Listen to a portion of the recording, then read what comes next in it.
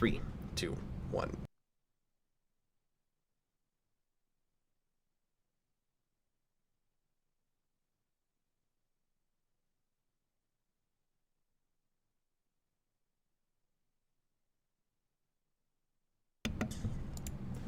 Hello, everyone. I'm Captain Logan, and welcome finally to the Spider-Man No Way Home spoiler cast. We're doing this live. I am Captain Logan. Joining me this evening, pretty late at night. Thanks a lot, everybody, for bearing with me and doing this. I had to start so late. We've got Connor Nielsen. Hey, Cap, you remember me? It's me, Flint Marco. Oh, I thought it was Connor Nielsen from 2 weeks ago when we were supposed to do this show, who's just come into the future from the past, because, like, he's still got his Christmas tree and everything. Like he looks like he's there from the night we almost did this. Hey, look, I'm just dog sitting at my mom's while she's on vacation, so I'm enjoying living in a house for the first time in, like, months, so it's pretty cool. He's usually broadcasting from a cardboard box, and coming from much farther in the past, all the way in the 60s when the first animated Spider-Man show was on, it's Austin, TheDayGhost. Yeah, well, the main universe me died, so I had to come in from a 60s universe. It's a whole thing. That's all I got. Folks, it's been a very strange couple of weeks for me. I've been on hiatus since we were initially supposed to do this show because of crazy stuff just in my house. We've all been sick and stuff. But I am feeling better now and finally ready to go ahead and tackle this thing. So sorry we are so late to this party. I've been inundated with messages. Cap, what in the world did you think of Spider-Man No Way Home? I've not weighed in on this whatsoever on the channel, or really hardly anywhere else. I have now seen the movie a whopping 3 times. I went twice the weekend we were supposed to do this, just so that I had it. I had everything, pretty well in my head. Lately, Connor and I have been doing ostensibly shorter videos. They actually haven't really been much shorter, but we haven't been doing these live, full-blown spoiler casts. And I figured I'd make an exception for this movie because it was such a big deal to people, and there were a lot of requests for it. And so I was like, okay, we'll do the old school spoiler cast thing.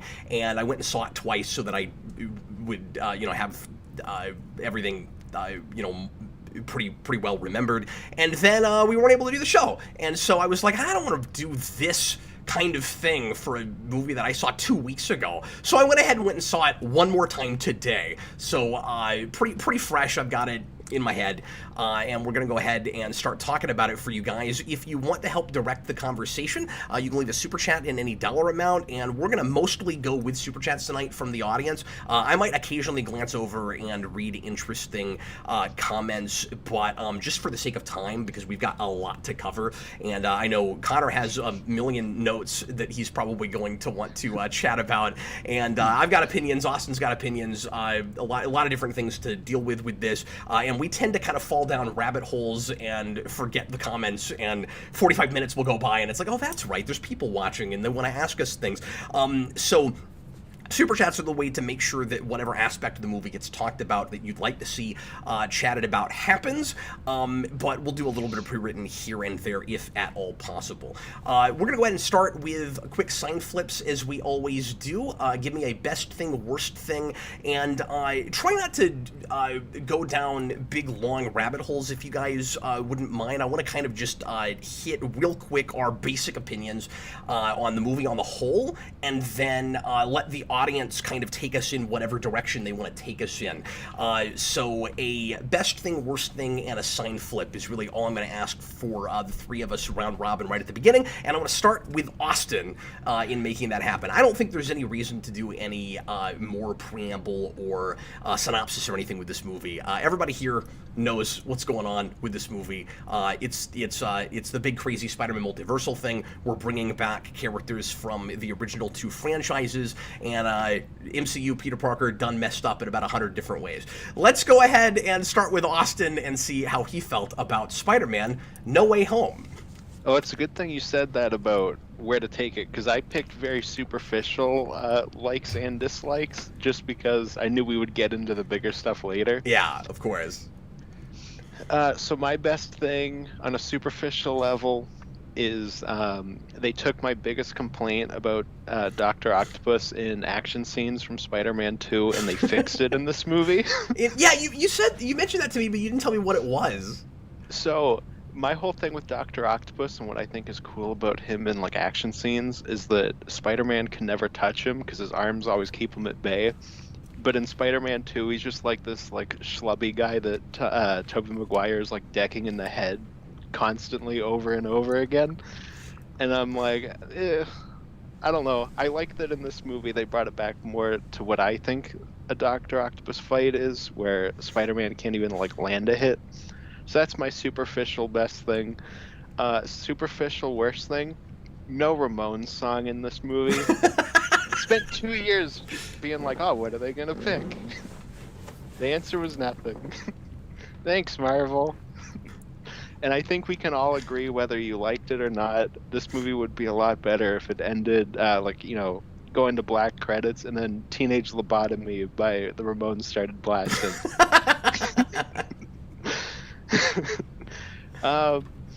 As for where I flip, I'm not entirely sure. I think I'm leaning... I don't know, I'm very of two minds of this movie. I think there's stuff they get right, but there's a lot of issues with this movie. And it's a movie that you can stop and be like, okay, that doesn't work, that doesn't work, that doesn't work, that doesn't work. And it's got that Ragnarok thing where it feels like they're making it up as they go. Yeah. But at the same time, I think somebody that worked on this cared about Spider-Man as opposed to Thor. So it's, I don't know. I'm going to lean towards red, I think, though. Okay, let's go ahead and... I love that you just went with the superficial. Best thing, worst thing. And we're not going to get anything of substance. That's fantastic. No, because I was like, I'm going to do the stuff only I care about, because we're going to talk about everything else later. Well, and you were on about the Ramones thing before this movie came out. I've been thinking about it for 2 years, and they let me down. Oh, that's hilarious. So this movie, I think I should mention is, of course, super polarizing. I feel like, and it's not that Ragnarok thing or that Last Jedi thing of people seem to either really love it or really hate it. It's just all across the spectrum. I'm hearing a lot of this movie was fun, but it doesn't really work, which is kind of what I'm hearing from Austin. And I'm hearing a lot of this just broke MCU, and I never want to see another one of those. That's where Dan is falling with this movie. And I'm hearing a lot of best MCU movie ever. Like very much across rainbow of opinions with this. Let's go to Connor. Well, the best thing about this movie is Willem Dafoe. Like all of the Tobey Maguire villains that show up, he's not even trying. And even though he's not even trying, he is acting circles around every member of this cast. He is so good, just hamming it up, and I don't know, like, he's great. I didn't realize how much I loved Willem Dafoe in this role until I watched this movie, because I do really like the first Sam Raimi Spider-Man movie. I think about moments from that before I think about performances, and sure. I just really realized, oh, whoa, Willem Dafoe rocks as Green Goblin. So, well, it's a good thing, because that's like, all right, bad thing. Let's pretend this is a cup full of something, right? Let's pour one out, guys. Let's pour one out for Iron Man 2. It's no longer the worst Marvel movie. You had a good run there for a while. 11 years. I mean, whew. I mean that's longer than you could be president. I mean, really good job, Iron Man 2. You did a good job. But this one was bad. This one is really bad. I still think it's better than most of the Disney Plus shows. But I would say the worst thing about this movie is just is that I can't think about it in terms of how I would think about like a normal movie. Like I can't like say, well, this element's the weakest element here. When I talk about, I'm going to get a little existential here, guys, for my worst thing. Whenever I talk about people and we talk about movies and He didn't people say want he to was talk, going to turn into Professor Xavier, Austin. I know, but I need to focus my mind to get this. If it's okay. existential. So He's when I trying to talk to freeze people, Connor so that he can't make this point. when I try to like talk with movies with people, and sometimes people just want to get into this mode of like, oh, nothing good comes out anymore, like I'm not interested in going to movies anymore, and I get this response pretty regularly. Is people will like I'll say, well, there's this and there's that and there's this coming out. They're all original concept films, and then people will just shrug their shoulders and say, I don't know what that is. Why should I care? And this movie is that mentality, like cinematically manifested. It is, you should only care about this movie because it is entirely comprised of stuff you recognize. There are characters who will show up for no other purpose than for you to recognize that it is this character that you remember and you are familiar with them. And this movie early on annoyed me. And I mean, I hit all the characters and stuff, but when we got to the ending of it, I was almost asleep. Like I feel like an alien when it comes to this because a lot of people are loving this movie, and I don't want to take that away from anybody. If you love this movie, keep loving it. Like I was in a theater full of people who loved it, and that's great. I love going to the movies and loving what I'm watching. I did not have that. And I only saw it once because I didn't want to pay to see it again. And I do remember quite a bit about it. So I have a lot of notes that are a couple of weeks old, but I am ready to go. But that's my broad best thing, worst thing. I'm flipping a red sign here, guys. I'm sorry about that. Oh, no need to apologize for an opinion, Connor, but I also get feeling that way because, it's like, well, you don't want to take away anything positive from anybody else, if folks will watch the channel and be interested in our opinion. And I get why people sometimes hope to see our opinions reflecting theirs, but just remember that we're all different people that come from different backgrounds that wind up in different spots for different reasons. I wish this movie understood that more about human beings, that people are a sum of their histories, because it doesn't seem to care about that by the end. So my best thing with this movie is, I guess, kind of also the superficial, Austin, but I'm just going to say really broadly that it is, and a lot of this is just based on expectations walking in. Like, there's no way that you're not going to have preconceptions and stuff. I really expected the meme baity stuff to take over a lot more than it did, and people like Dan, like DJ, that are really disliking this movie are talking about it like it's what I was afraid it was going to be, but wasn't to me. I didn't think that the villains from the other franchises and that the other two Spider-Men were going to get anything like the screen time they got, and I appreciated that it wasn't just a bunch of quick cameos. We can talk about whether we think everybody's in character, how well written the characters are, whether they got enough interesting stuff to do and whatever, but I did really appreciate that that there was a supporting cast here of characters from other franchises, and there was, in my opinion, some kind of fun and creative stuff done with them. I've got lots of issues, certainly, and some characters I thought were utilized better than others. I actually heartily disagree with Connor on Willem Dafoe. I thought he just completely phoned this in, and I don't think it's his fault either. I felt like all of the villain actors from the other franchises kind of came into this movie and were confused as to what they were making and why they were there. When you hear Tom Holland from several months ago talking about how he's 8 weeks into this movie and doesn't know what they're making, you can see that with a lot of the actors in this movie. I don't agree with Connor that Willem Dafoe is acting circles around people. I feel like he's like, what am I even in? Why am I here? I was actually surprised by some other performances, and we'll talk about that in a little bit. The worst thing, again, broadly, is that this movie is just about a novelty, and it's got to really work its way backwards from just a fun, superficial premise in order to try to contrive some sort of a story. And I just think the whole thing falls apart. I think it's built on a faulty premise in the first place, motivation-wise, especially with MCU Peter Parker. Somebody earlier in the comments said, if anybody complains about Peter's motivation, I'm out. So that guy's probably leaving now. Because I'm sorry, I really did have that, certainly. In fact, I guess even more than just this story is really half-baked and feels like we're starting from a conclusion and working our way backwards. And sometimes stories are written that way, but there's a magic trick you gotta do. It shouldn't feel that way all the way through, and this really did to me. In a lot of ways, I didn't feel like I was watching a movie so much as I was like in a theme park ride.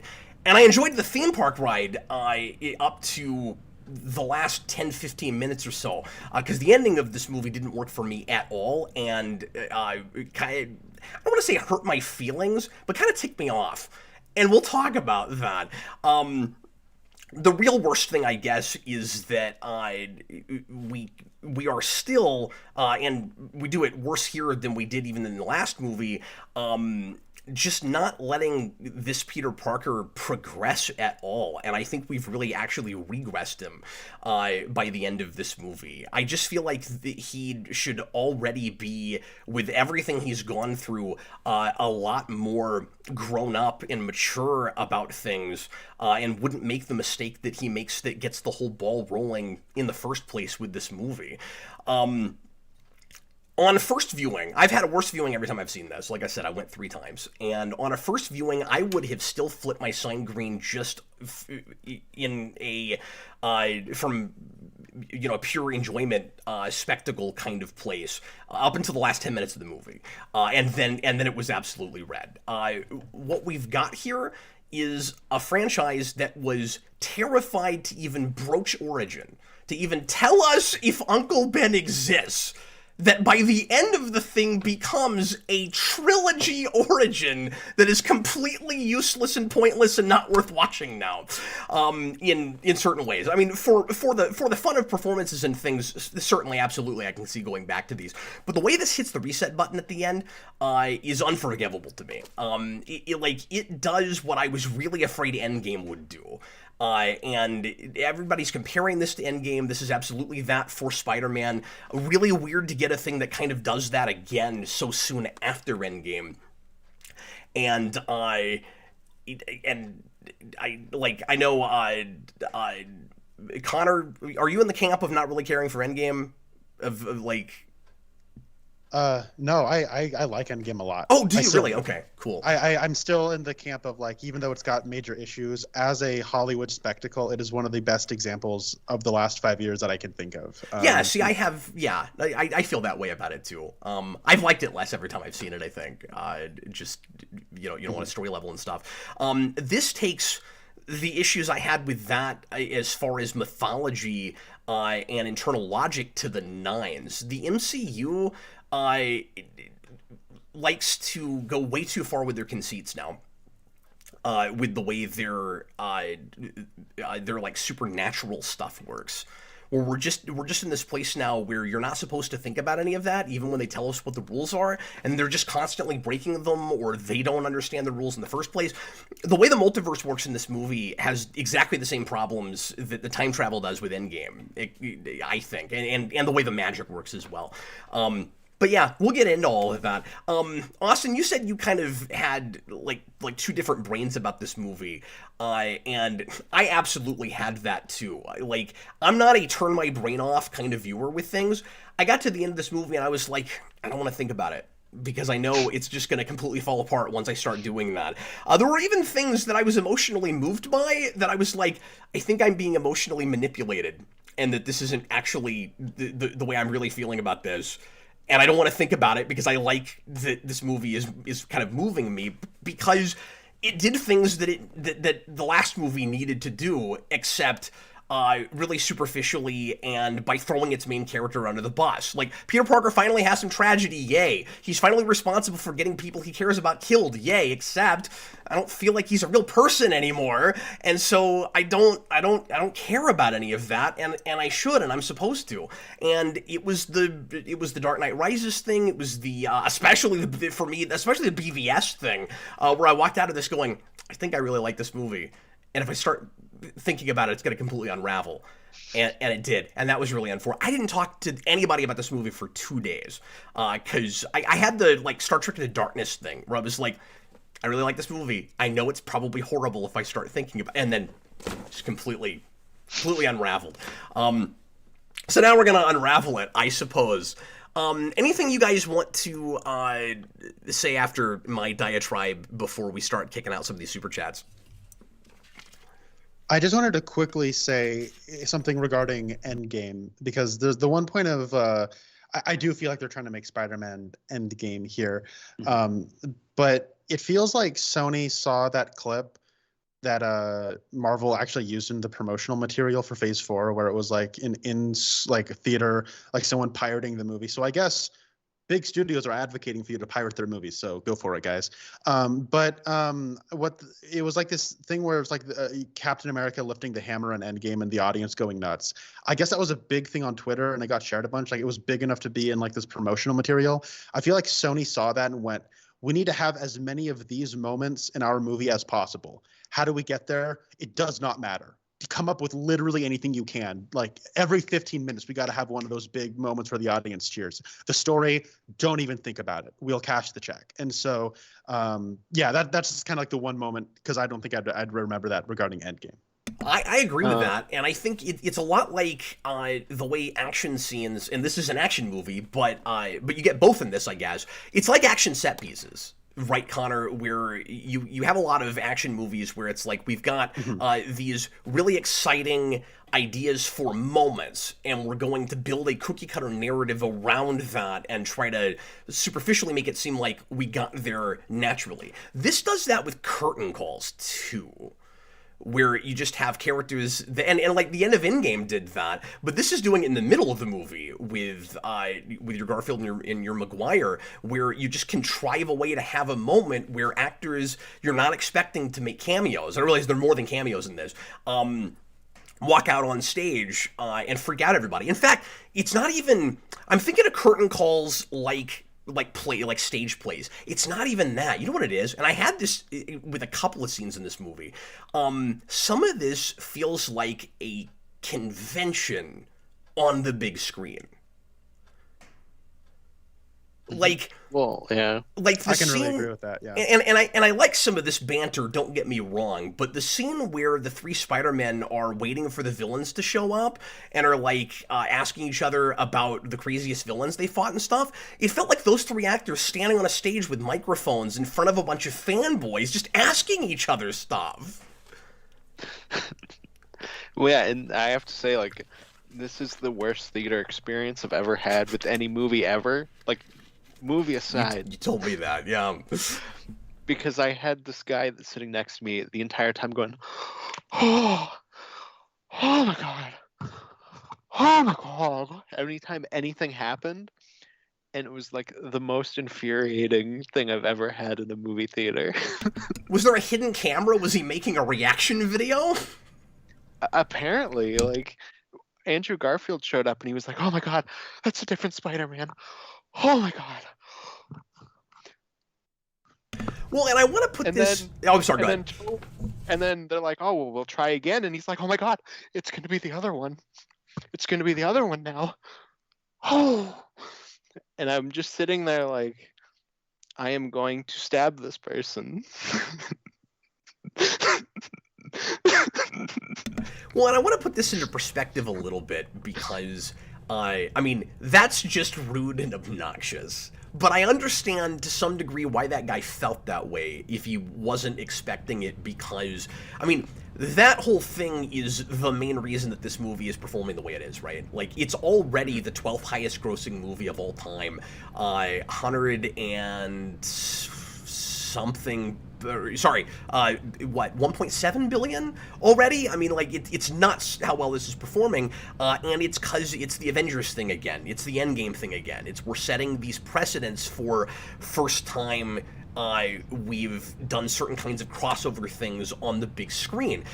Interestingly, this isn't the first time that we've done the like shared multiverse thing, because the CW beat them to it with the Arrowverse, but everything is more legitimized when it's on the big screen, and obviously that has a fraction of the audience that MCU does, and this did that much better, but that's not saying anything, because CW Crisis was so terrible. Now, they have done some crossover stuff before that I liked okay, but I will say this movie is probably it probably handles all that stuff better than they have ever done it. But I mean, there's precedent for this that I have seen in things, and so that novelty wasn't as big of a deal to me. But even though Marvel wasn't able to 100% keep it under wraps that the other two Spider-Men were going to be in this movie, they tried their darndest to the point where they made their actors just bold-face lie, and I freaking hate it when they do that. But there were a lot of people that went to the theater that didn't know that was going to happen, and I get why that was a big deal to them. Can I also say, cool that like, if that's your, if those are, either of those guys are your Spider-Man, like, I get why that was a big deal to people. I just want to say, I feel really bad for Andrew Garfield. The guy gave the performance of his career in Tick, Tick, Boom, and nobody cares. Like, I feel so bad. He is, like, going on the press circuit for that movie, and all anybody wants to ask him about, and he has to lie about Spider-Man. Oof, tough break, guy. I mean, you've just been killing it, and this is what people, like, are asking you about. I'm sorry, man. That sucks. Yeah, and first of all, I haven't finished that movie yet. I started it, and yeah, it's really interesting, and his performance is great because he's awesome in everything. But it's really sad that not only is that all that anybody wants to ask him about, and that's what people care about, but it turns out he is in that movie, and he's treated like the redheaded stepchild. Yep. But that's going to happen to every single person that's ever played a Marvel like character ever now, right? Like, it's going to be like, oh, are you in Doctor Strange 2? Are you in Doctor Strange 2? Are you going to be in Secret Wars? Like, it's going to happen to, like, every single... Oh, you mean anybody that's been in a non-MCU? Yeah, if you were in an X-Men movie, if you were in Daredevil, yeah. If you were coming for you next, Jennifer Garner. They would be coming for you. Now, can I say real quick, because I don't want to make it sound like just because Connor hates this movie, I disliked it more than I did. Because, like, I flipped my sign red, and I'm going to have a million complaints, but I had a lot more fun in the theater watching this than clearly Connor did. I think Austin had that as well. I just want to quickly say, I did not hate this movie. Oh, okay, sorry. I hate what it represents in a lot of ways, Yeah. but I didn't hate watching this movie. So I just want to throw it I out. did not mean to put words in your mouth. But the way you've been talking about it, just off camera and stuff, it was hard not to think, well, he just flat out hates this. And you called it worst MCU movie, which I could not disagree with more. But, Connor was the opposite of the guy next to me. He was sitting there the whole time like, oh, this movie. He's like throwing popcorn at Tobey Maguire. Yeah, exactly. Let's go ahead and tackle some of these super chats and use those to just springboard off to any aspects with this movie that we want to go ahead and start covering.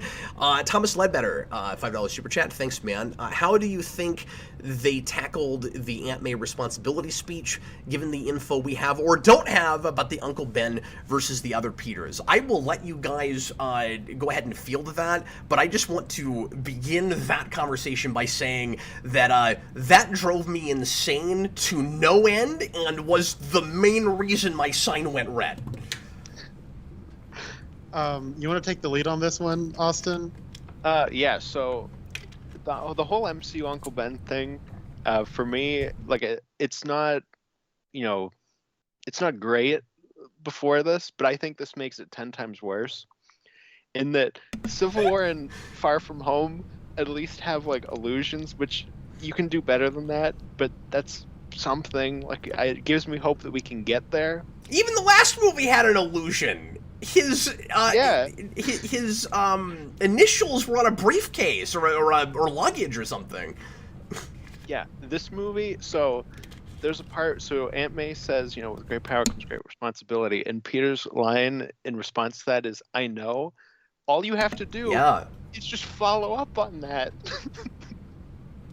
You know what? But he It gets would to the have next scene, and it's like, no, they're two talking about things. Uncle Ben. And he's got nothing to say.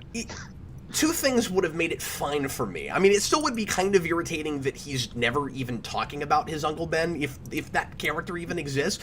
But if he's supposed to be there, and keep in mind, I mean, all this stuff is canonical, so I don't mean to be a fanboy and just point to stuff that doesn't count. But he's flat out name dropped in the zombie episode of What If, and that stuff's canonical. I mean, it's different universes, but what did that universe have one? But this one just really subtly? That's very strange. Which does make me wonder if it is like a Sony thing, because I don't know if Sony has any involvement in the TV stuff, because Marvel has the TV rights. And they're just not talking to each other. And so Sony's decided that this Peter doesn't have an Uncle Ben, but the MCU side does not know that. Well, Sony's like, you can't have the rights to use Uncle Ben. I don't know. But it's weird because, of course, the other two Peters talk about Uncle Ben, and our Peter, the MCU Peter, it's very strange, just doesn't even respond to that, react to it. It's like that character doesn't exist. If he's supposed to, I only needed two things to happen. I needed him to just nod in response to their talking about Uncle Ben, like their Uncle Ben's, in recognition. Oh yes, I know who you're talking about. And secondly, I just needed a double headstone when she's dead at the end. That's the big thing. How is she not? And I have another thing, by the way, hopefully we'll get to, about the headstone, because the headstone actually really messes up the messaging of this entire movie. Not a thing that I realized until a third viewing. I'm glad I saw it again. But, there's also not a double headstone. I still don't know if Uncle Ben exists in this universe. And then everybody's memories are wiped out at the end. After, with great power comes great responsibility, where now it feels like we've made Aunt May his Uncle Ben dying, and he feels responsible for it. So he didn't go through all of that before, even though Civil War would lead you to believe that he absolutely did. And then you get to the end of the movie, and it's just basically the Spider-Man 2 status quo for Peter Parker. So the whole thing has just been a trilogy origin story where you hit a reset button and wiped everybody's memories, so you really didn't even need those movies. You could have just started here. And it's that, it's that James Bond reboot thing, at all, in Star Trek and a lot of other things, where we have to have a couple of movies before we finally get the character to where we're used to seeing them, where we thought we were just going to see that franchise, but it was actually just a prequel reimagining thing. This is now the worst example I've ever seen of that, and I can't believe they did that. Well, because it feels like they got to the third movie and then decided that's what it was. Like, they were like, people are complaining about the Uncle Ben thing, his origin now. my issue with this is, I now, this movie retroactively makes me like all of the Marvel Universe Spider-Man movies less. And because I was that guy who's like, we already kind of understand his origin story. We've seen it twice on film before. And so them alluding to it, I don't necessarily need it. I just kind of feel like I know what happened. And I feel like I'm intuitively getting that because they're dropping allusions here and there. Now I'm wondering what was motivating his superheroics. Because, look, you said you just need him to do this, you just need him to do that. They didn't do that, though. They didn't give us the double headstone. He just sits there with his mouth open duh, when they're talking about Uncle Ben. Yeah. And it's like, I guess Uncle Ben didn't exist. That's what I'm led to believe. Oh, there's some initials on a briefcase. That could mean literally anything. It could mean Byron Howard, for all I care. Or Byron Posey or whatever. It doesn't matter. And if you don't do something and someone gets hurt, that could mean literally anything. Aunt May's really had it hard lately. Yeah, that could mean literally anything. What's been motivating Tom Holland this whole time? Is it really just oh, I'm a nice guy. Whoa, whoa, hey, oh, like I'm a nice guy. Like that's so not interesting to me at all. Anyways, that was like like I don't really. Spider-Man is not my superhero. I like some Spider-Man movies. I don't like some Spider-Man movies. It's all kind of whatever to me. That was like I didn't realize I was this invested in his mythology because it was like a thorn in my side, just like twisting. I'm like, no, what are you doing? And by the time we get to the end, the ending where we're getting the traditional Spider-Man status quo, it has like the exact same energy as No One Stays Good in This World from Batman versus Superman, where it's like treating it like, oh no, it's dramatic but it was inevitable. And I'm like, no, there's like 100 different ways that would have been easier and made more sense than this. And I'm angry by the time the credits are rolling. Yeah, everything about the ending of that movie it feels like business to me. And what's weird is it's not the business that you'd think it is based on what they did, which makes it so much more confusing to me. So the way it watches, and I know this isn't true because they're already working on a fourth movie that will still be Sony and MCU, but the way it watches is we have to wipe the slate clean so that Sony can make one without the MCU. That's what it looks like. I don't know why they did that. It's like, we have to get rid of the entire supporting cast, and they'll probably come back, and we'll probably have to deal with boring, convoluted nonsense where, Ned and MJ can learn who he is again and have to sit through all of that. But it watches like they're trying to make it so that they can take Tom Holland over into Venomverse, or his own universe, or whatever they wanted to do, and wouldn't have to bring anything else with them.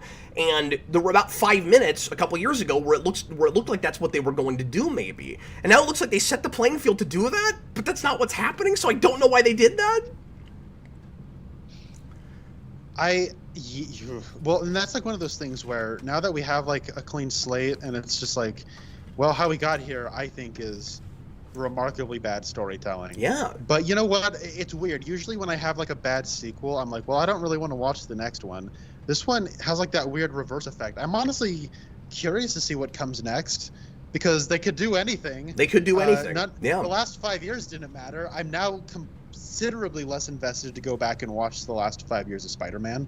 Yeah, I don't know. It's what a time to be alive. It's unprecedented. I'm now curious to see what's happening forward because this nuked my enjoyment of stuff going backwards. It's odd. But that's what's so frustrating about it is that it's likely to just watch like another franchise. I mean, I don't know what characters they'll Ditko to Romita Senior thing, I guess. But you know what the difference is? The Ditko era didn't get Superman 2 magic kissed away. And I didn't think you could get away with that anymore in 2021. Like, they're pulling the kind of crap that we were doing in the mid-'80s, and they're making $1.7 billion with it. I can't even believe you can get away with that now. That's what everybody was afraid Endgame was going to be.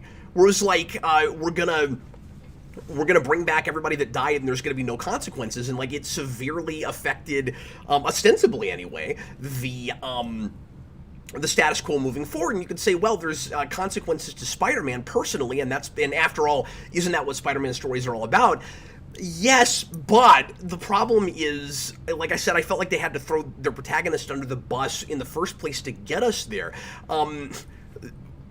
Like I said, I think the message of this movie is super, super confused, and it actually doesn't know at the end of the day what it's about, even though it really, really spells it out, and we should get into all of that. But first, I just want to say that their Peter learned everything he needed to learn to not make the dumb mistakes he makes at the beginning of this, to risk the destruction of the entire multiverse or whatever, at the end of the first movie. And then he went off and fought a giant space god and had a really sad death scene, and then he was brought back to life, and then he went and just had like a fun excursion to Europe in a story that was kind of a side thing and didn't feel like it really moved the story along until you watched the after credit scene, which I watched people in the theater get up and leave and not see, which is kind of the point of seeing that movie.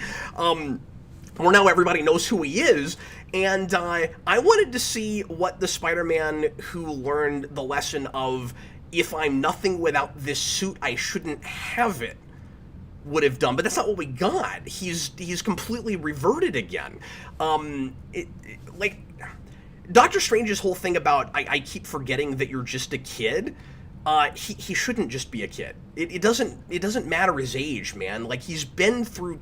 We're simultaneously saying, look how much he's been through. Hasn't he been through enough? And oh, he's still just a dumb kid. Of course, he's making these kinds of mistakes. Your Stan Lee Spider-Man was constantly maturing and growing and learning from mistakes. He'd make brand new ones. But this is the Peter Parker from that first movie, just forgetting everything he learned in that movie, making the same kinds of mistakes. Well, who are we talking about? Tom Holland Spider-Man or somebody? Well, it's even worse because the last movie ended with, "You can't trick me anymore, Mysterio."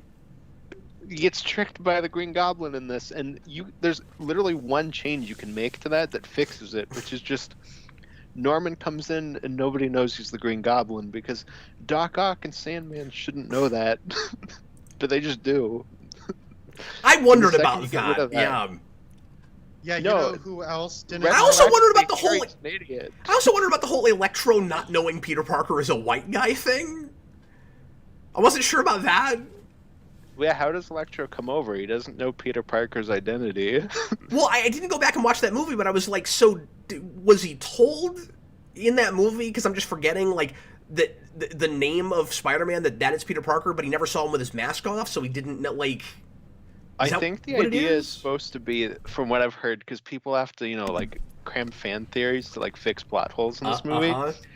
And especially with Venom. And he's got that line where he's like, "Oh, I was like in the grid collecting information," and they're like, "I guess he picked up that name somehow."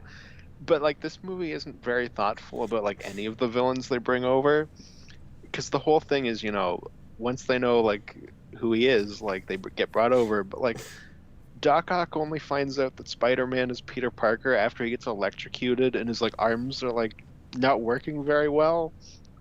Like. Not thinking about any of that. Oh, that's a really good point. So he should be in a different physical state when he comes over. Yeah, because he's all I didn't like even think his of arms that. are like barely functioning, and he's like, mentally going back to what he was. Yeah, in some ways, I felt like Jamie Foxx was kind of playing that role totally differently. Yes. Lizard doesn't make any sense. In one scene, he's like, and they're playing up the silly things in those movies as jokes, and there's a part of me that doesn't mind that and thought it was kind of funny. But when he's like, oh, I can make you better by making you a lizard. And then later, he's talking about, like, oh, I understand the consequences to doing this kind of genetic manipulation, and I'm like, okay, which is it? Like, did you learn from that, and you don't want to do that anymore, or are you still wanting to make the whole world lizards? Like, I was very confused by that. Well, and then with the lizard, Peter Parker is a complete idiot who's like, I'm gonna take this dinosaur character and just leave him in a van completely unsupervised. Yeah. While I just hang out in this apartment, and I'm convinced there is a scene in this movie that's deleted where Norman Osborn like takes Lizard aside and is like, "Hey, I'm gonna do this plan." Because the second he flips, Lizard's like, "Oh, our plan's like, it's on now," and he just knows. I don't mean to shift gears too much, Austin, when I say this, but you know another scene that I feel like is deleted? The scene where okay, yeah, fair enough. The scene where Aunt May convinces Peter that she should be in the apartment with all those villains. Because, and this is a thing I didn't think about until, I'm going to mention who suggested this to me, because I think you should get credit for it. I had not thought of this, but Malik was messaging me about this, one of our viewers, and he was like, did it occur to you that Peter's making a big deal out of Ned and MJ not being in harm's way and not letting them be there with those villains, but he gets Aunt May killed? And I'm thinking, I bet the idea was supposed to be that because it was her idea, she convinces Peter that he needs to help the villains. That's why she's there, and she like insisted on being there, but we don't get that scene. So yeah, he's right. That is strange. And well, I think Aunt May's like stuff from that is completely cut, because I also don't think they draw enough of a line about the fact that she works in like a homeless shelter to what she wants to do with the villains. And Just I mean, kind of there. it's also hard for me to like buy that Peter feels responsible for the death of Aunt May, because like, well, Aunt May is really the one who kind of put you in a corner and said, no, you got to rehabilitate these people. Yeah. And he's like, and he has no spine and no outlook and no worldview of his own. He just goes, okay, I guess that's what I'm doing now, because my Aunt May told me. Because really, my hands are tied here. And I guess Aunt May was brought along because she's a horrible person who's going to take advantage of Happy's living situation. I guess, like, I hated everybody in this movie. The teenagers were so annoying. They wouldn't stop talking, and they were so stupid. And the adults are like don't talk, and they're like manipulative and just creepy to me. Like, I hated watching these people, man. Like, I did not like these people. Well, and I had a hard time feeling anything about Aunt May's death because she felt like a really disposable character to me. Because she didn't get hardly anything to do in the last two movies. So it's like suddenly we're like kind of rushing in some kind of motivation for her. Like, I get that she was doing the homeless shelter thing last movie, but we never really talked about any of that. It was just, okay, she's a nice person, she's helping people. And then here, it's like retroactively we've had the PS4 Spider-Man game now. So now we're doing the whole Feast thing, which is directly from that game. And they never tell you what that is. If you don't know what Feast is, like, you're on your own. Yeah. They just expect it. It's Sony, and you like, they're very entitled. You be moved, and you've bought all of our products, right? Like, Well, it's like with Far From Home, she just works at an office. Like, we don't know what that is. I guess now it's Feast. yeah, I thought there was the something at the background. beginning of that about charity, but what were you gonna say, Connor? Well, I just think in the context of this movie, it looks like a homeless shelter. Like, Yeah. it looks like an outreach center. Yeah. So, I'll give them that. Yeah, I just wish they that's like okay. connected more of a line there. Yeah. But since we're here, I'll go ahead and complain about the thing with the headstone, if you don't mind. So, I think one of the big fundamental issues with this movie that the writers seem to just not be really grasping is the issue I have a lot with time travel fiction. And I very often use the term butterfly effect because I can't think of a better way to put it. It's not just that idea of butterfly effect with time travel where, if you step on an ant, it could ruin everything after that. What I'm really talking about is if you decide to intentionally change something, if you go back in time, there's a moral question about whether or not that's fair to everybody that had lives after that. The idea of like relative present day. If you travel back in time, and like it counts with this movie because you have people from various time periods that you've pulled out of their universes and brought here. If you start monkeying with stuff and you help a person that was supposed to die, supposed to meaning just that they did initially, that's the kind of destiny you have. It happened, so it was supposed to, in the sense that you have to have people that would not have been born if that doesn't happen. You had to have people that would not get married if that didn't, et cetera, et cetera. So the headstone at the end, and this is apparently Aunt May's mantra, says something along the lines of, if you help one person, you help everyone. Which in this particular case is absolutely not true. She's saying you have to save these, and there's an argument to be made here, I guess, but the movie doesn't understand it, so it's not talked about right. This kind of what's the word I'm looking for? This kind of morality of it's not ends based at all. It doesn't matter what would happen as a consequence. If a person needs your help, you have to save them, even if it would mean a bunch of other people die, or if it would mean that a bunch of other people would not have the lives that they would have had if you hadn't done that, right? So she wants to fix Doc Ock, fix Green Goblin, etc., and then send them back to their universes, damn the consequences. And that is fundamentally against the notion of if you help one person, you help everyone. They don't know what they're doing with that. Oh boy, you're touching on a nerve here, because ooh, I could talk like for an hour about the Doctor Strange setup, but just to get to the anime of it all, basically, like we got Doctor Strange basically saying, all right, calculus, basically, like basic harm mitigation says infinite number of trillions of people, 4 guys. And now obviously, like, I know all of these people end up being fine who are going to be fine, which is most of them, like all but one of them, really. And then Aunt May's like, no, rehabilitation. And I'm like, this is not like a debate. Like, this isn't like a conversation between 2 ways of thinking about the situation. This is like if we had a debate about who's a better basketball player, Muhammad Ali or Tiger Woods. Like, it just isn't the same thing. And then it's like they realized it wasn't the same thing, so they went, quick, write Doctor Strange out as fast as possible. Yeah. And so then they did. Doctor Strange is only here to create the conflict and resolve the conflict.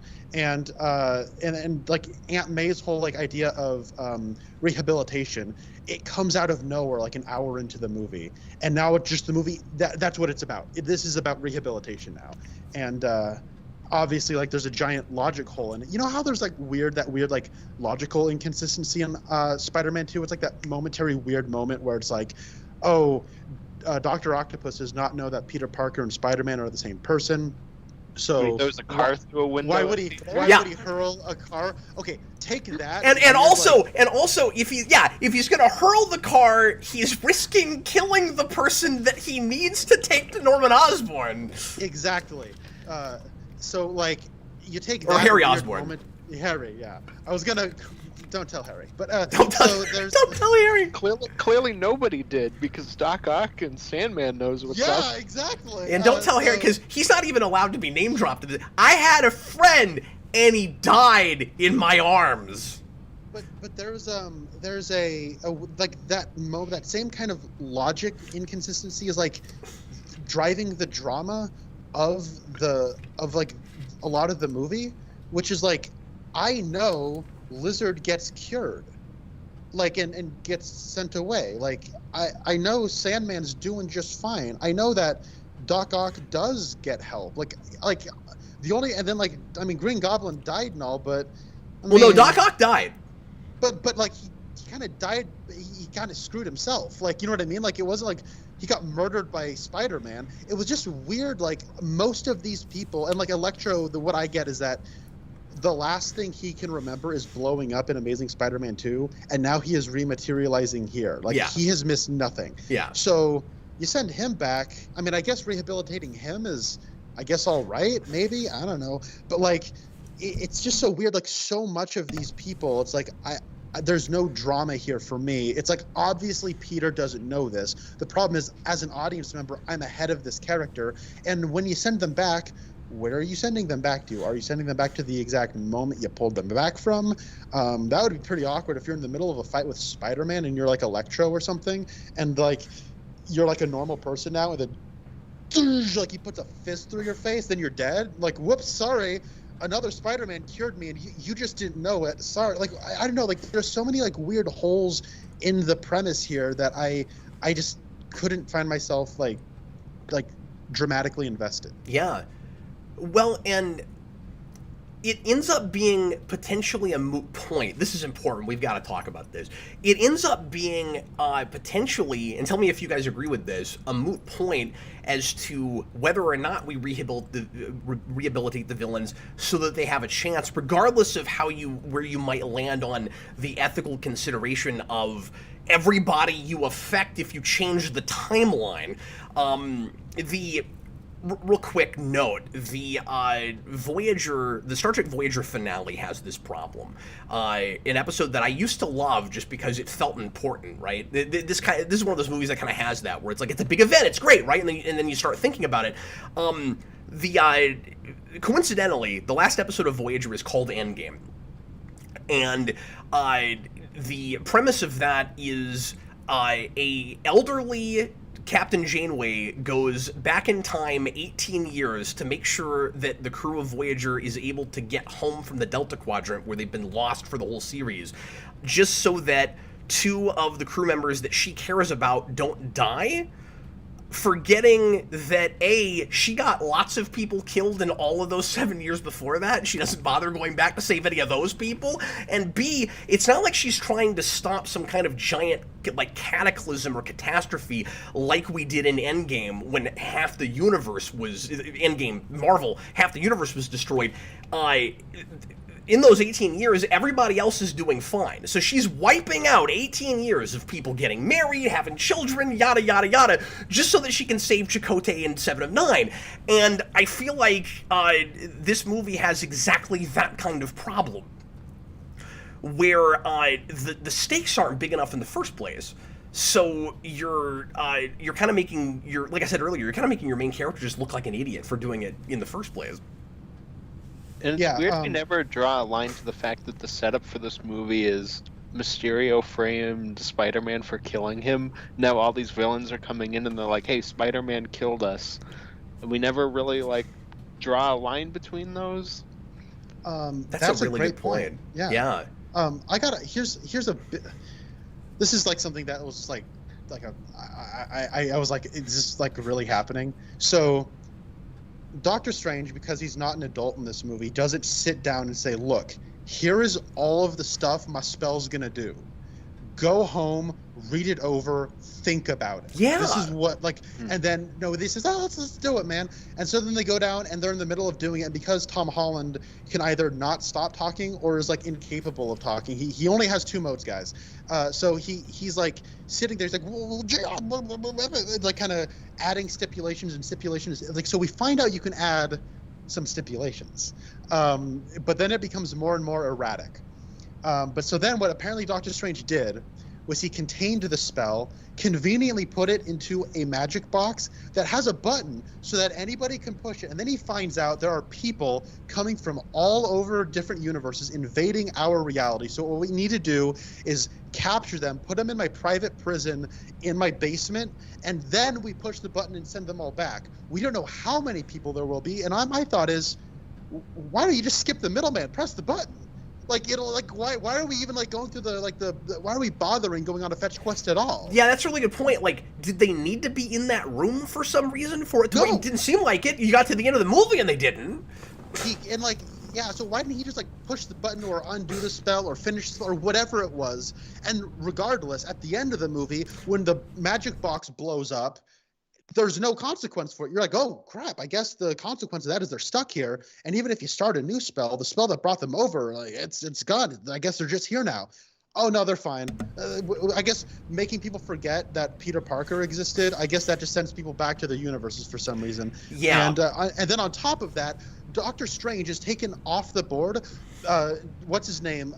Ned can just do magic on accident, and Ned opens up a portal. Because he's like Luke Skywalker or something, and was born with Force ability, I guess. So Ned opens up a portal, and then Doctor Strange just kind of like, I guess he just conveniently opened up a portal to Doctor Strange. Doctor Strange walks in, and he's like, yeah, I've been strung up for 12 hours. That was hey, really Doctor easy. Strange, wait a minute.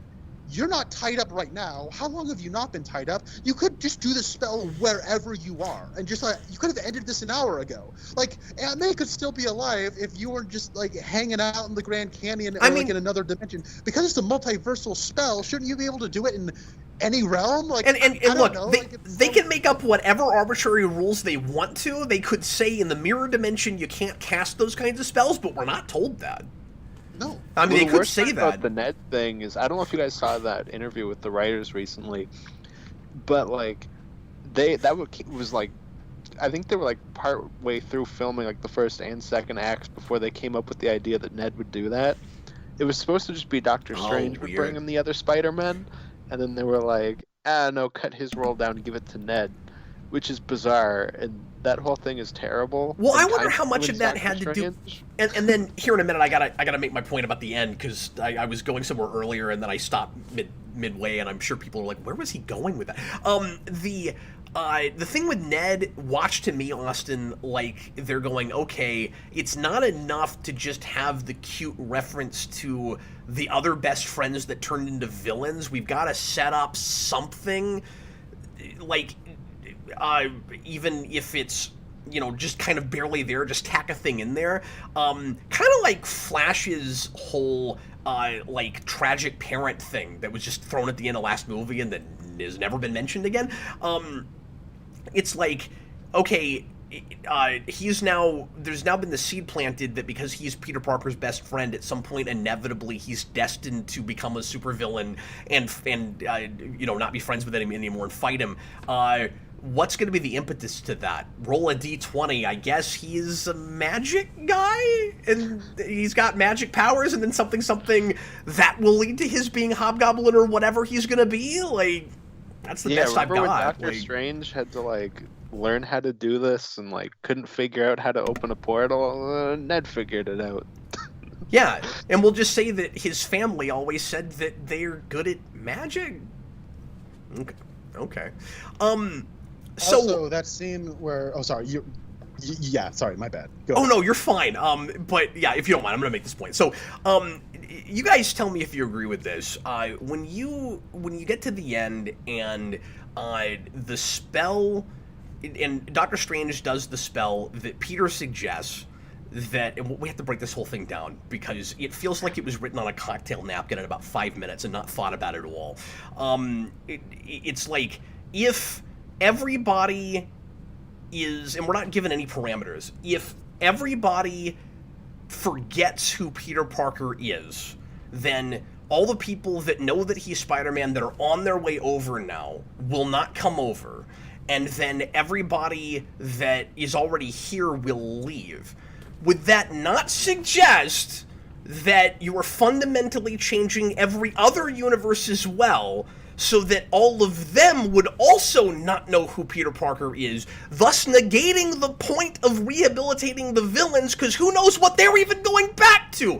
And you've kind of ruined the other Spider-Man's lives by doing that, because they're going to be in the exact same boat that ours is when they go back. Not discussed, not talked about, as if MCU Peter Parker hasn't thought of it, as if the writers haven't thought of it.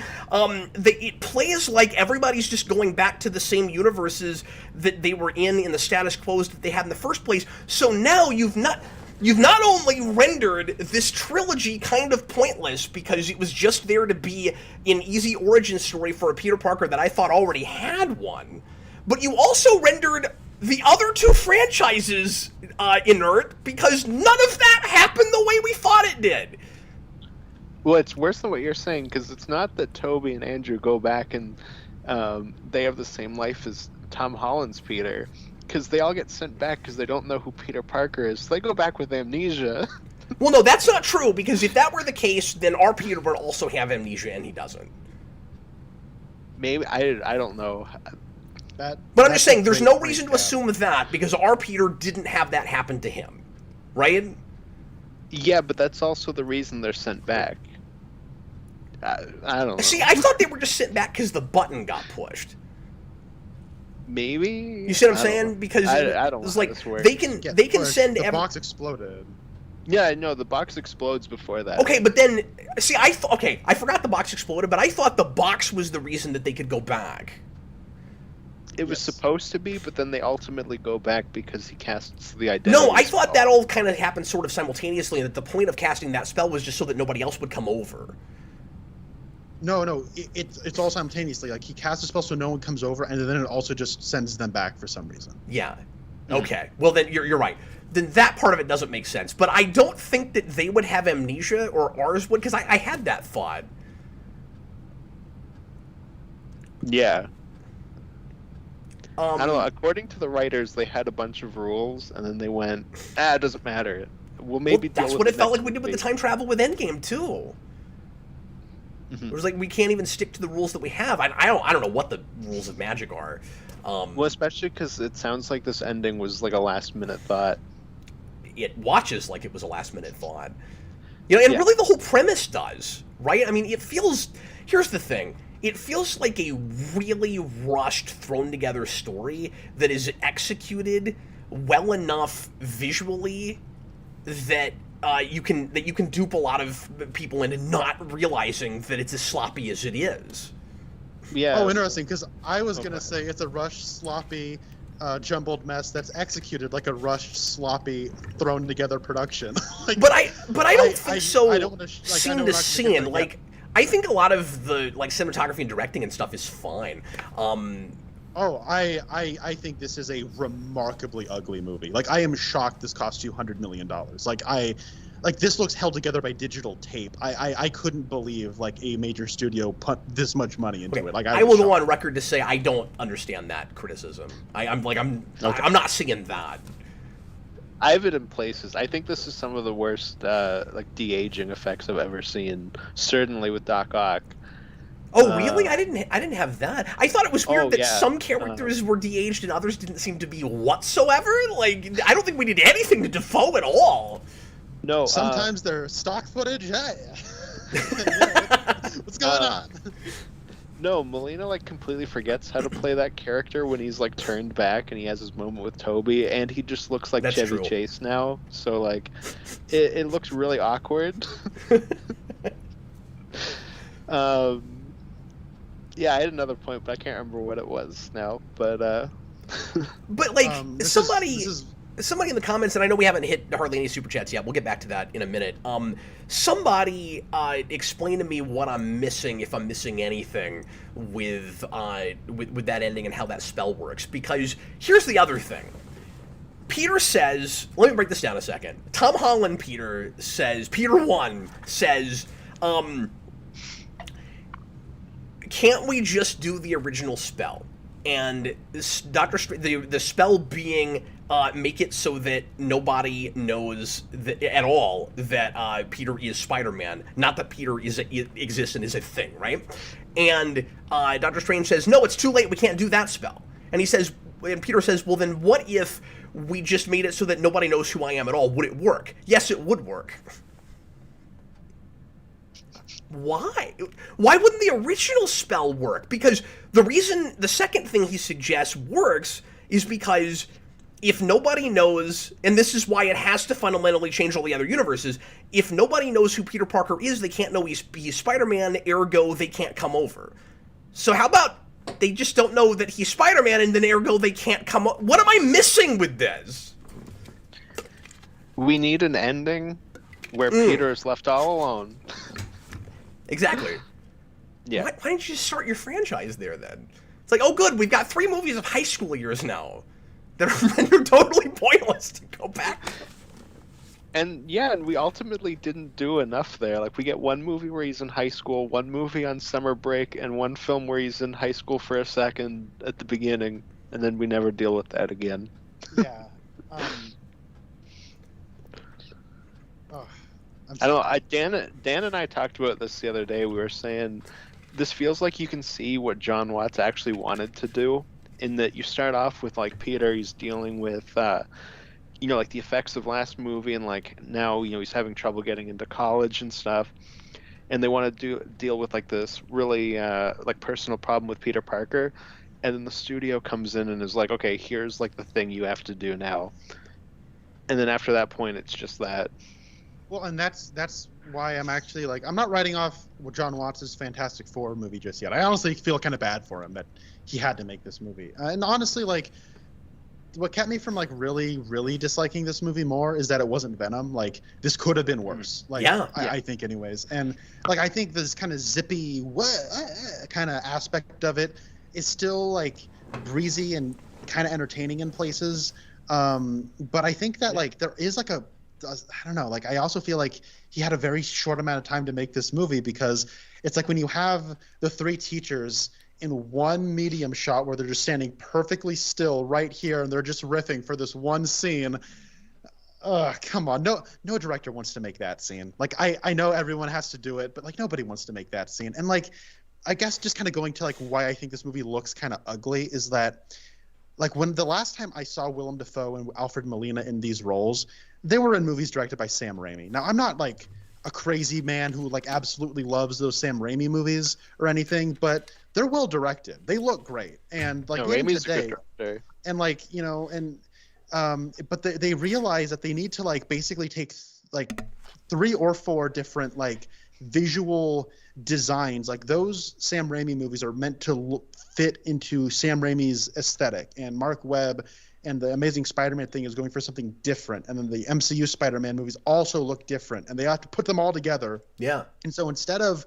I don't know, maybe going like a Spider-Verse way where they hyper stylize it to really make it feel like anything's possible, they go the opposite route where they just completely remove all of the style. Like everything is so gray and grungy and looking, and like the cinematography is kind of flat, and like I don't know, like the action scene, like that first action scene with Doc Ock, I could like not get it out of my head because it's like the last time I saw this character in a movie, it was in a movie directed by Sam Raimi, and I'm thinking, oh man, this action scene should be so much better. Like there's a part with a helicopter that I like, did that just happened in like 5 seconds? Why is that like a whole like bit with like crash zooms and an overacting extra in the cockpit that Spider-Man's got to save? It's just like this quick thing that happens, and then there's like no beats for rest. It just keeps going and going and going, and I don't know. I think they actually shafted action sequences for the sake of long, boring comedy bits. And oh man, yeah. So don't you think? I mean, look, the comedy in this movie is hit or miss for me. There are things that I laughed out loud at and thought were great, and there was some of that kind of obligatory Marvel humor now, and certainly way too much of that where I was like, we're just really this movie is it 2.5 hours long? Yes. Yes. And there were a bunch of bits where I was like, once again, here are scenes that should be deleted, and other scenes that I know you took out that the movie needs. So what you're saying with that helicopter thing, I think some of the storyboards might have been trimmed down just because the script was too long or something. I don't know. Maybe. Yeah. It looks like it's Well, all they were constructed writing it in a on computer. Yeah. But like, I think there are also scenes that aren't written at all. Well, yeah, like the scene with the teachers. They're like, okay, you riff on about this and you riff on about that.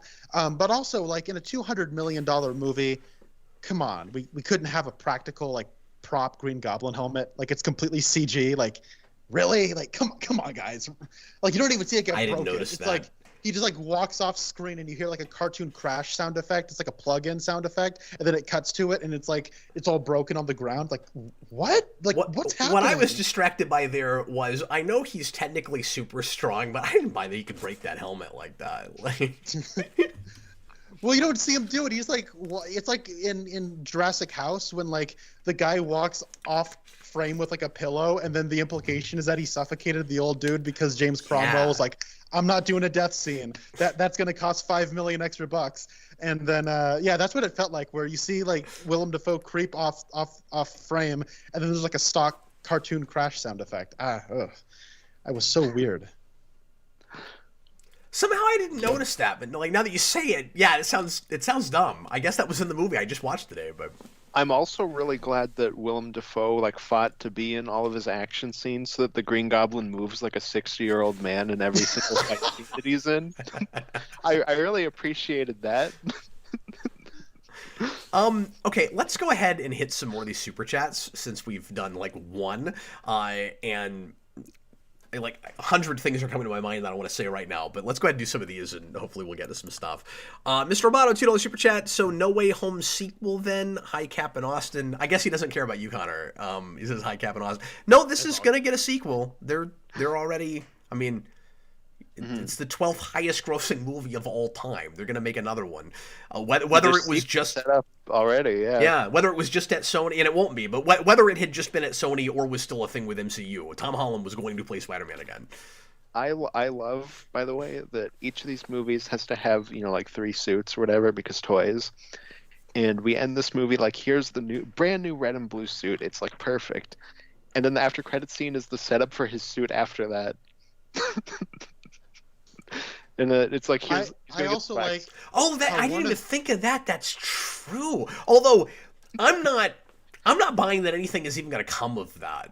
Like it probably will, but I don't trust anything with this Venom nonsense. Can we talk about the Venom nonsense and how freaking stupid it That is? scene is like 10 minutes long and never ends. Yeah, and it's a different movie, and it's those movies that I really hate now. I mean, I say that like that first movie, there's fun things in it, but retroactively, after the Carnage and how much I really detested that, I don't even want to go back and watch that first movie again. So I I I made a list, and I haven't talked about this yet. I made a list of predictions for this movie, and one of them was that Venom is going to be more involved than anybody expects him to, and that I was totally wrong about that. And I shouldn't have been, because there's no reason he's here at all except to just drop off a piece of goo, and I don't understand why that even nothing about this makes any sense at all, and it's one of the most cringeworthy things I've ever sat through. So the reason he comes over, I guess, is because he gets a vision through a portal at the end of Let There Be Carnage that Peter Parker is Spider-Man, because he just happens to see the news broadcast when that happens. And what I've read, and this isn't anywhere in the movies, this is not talked about, what I've read is that apparently the idea from the producers is supposed to be there's one line that's dropped in the first movie that I totally forgot about with Venom, that Venom is like a collective consciousness of symbiotes, and that it transcends universes or something. And yes, so I have a whole thing about that. and so when you get to the end of Let There Be Carnage, Connor and I talked about this. There was every reason to think that what you were seeing was just a portal opening that he could walk through. But apparently that's not what it was. Apparently something about him about to flash back to events from the early days of symbioteness, which is what that scene was originally setting up, made him instead flash to the MCU with Spider-Man being outed as Peter Parker, just so that he can know that Peter Parker is Spider-Man, just so that he can show up in our universe, just so that he can drop off a piece of goo and then go back to his universe. Is he dropping off goo everywhere he goes? Why did that even happen? Yeah, I but don't know. also, like, regardless, shouldn't all of Venom go back to their universe? I don't know. I mean, if Green Goblin, did Green Goblin's mask go back? Like the pieces of his mask, did that go back? No, I- he's gonna get the green suit in the next one made out of that Oh. mask. It was set up for that. That's how Ned so- Leeds will become the Hobgoblin. He'll take like pieces of that mask. And, Yeah, it'll be all taped together. right. He'll be skateboarding in the sky. It'll be like a Hey, buddy, old pal. So the Venom thing, and I just watched Venom 2 last night with my family, and that after credit scene was very awkward because my mom was like, "What the hell does that mean?" But so in that after credit scene, he says that all of the symbiotes contain like 800 light years of memory, which is not a time span; it's a measure of distance. No, it's not. I'm not like I have 16 meters of memory. And you'd think after the parsec thing in Star Wars, nobody would ever make that mistake ever again. Yeah, exactly. But so it's supposed to be he's like, hey, I'm gonna like tell you about this thing, and just as he's doing it, he just at the same time he gets teleported into the MCU because he has hive knowledge. But apparently really it wasn't stupid. even that he got teleported. It was like it seems even No, more that's what it's contrived supposed than to be. that. That's not what I read. What I read was that he's flashing to that and seeing that. Because here's the problem. If he's being teleported to the MCU in that moment, the moment he sees is J. Jonah Jameson outing Spider-Man in the first place. He wouldn't get teleported until days after that.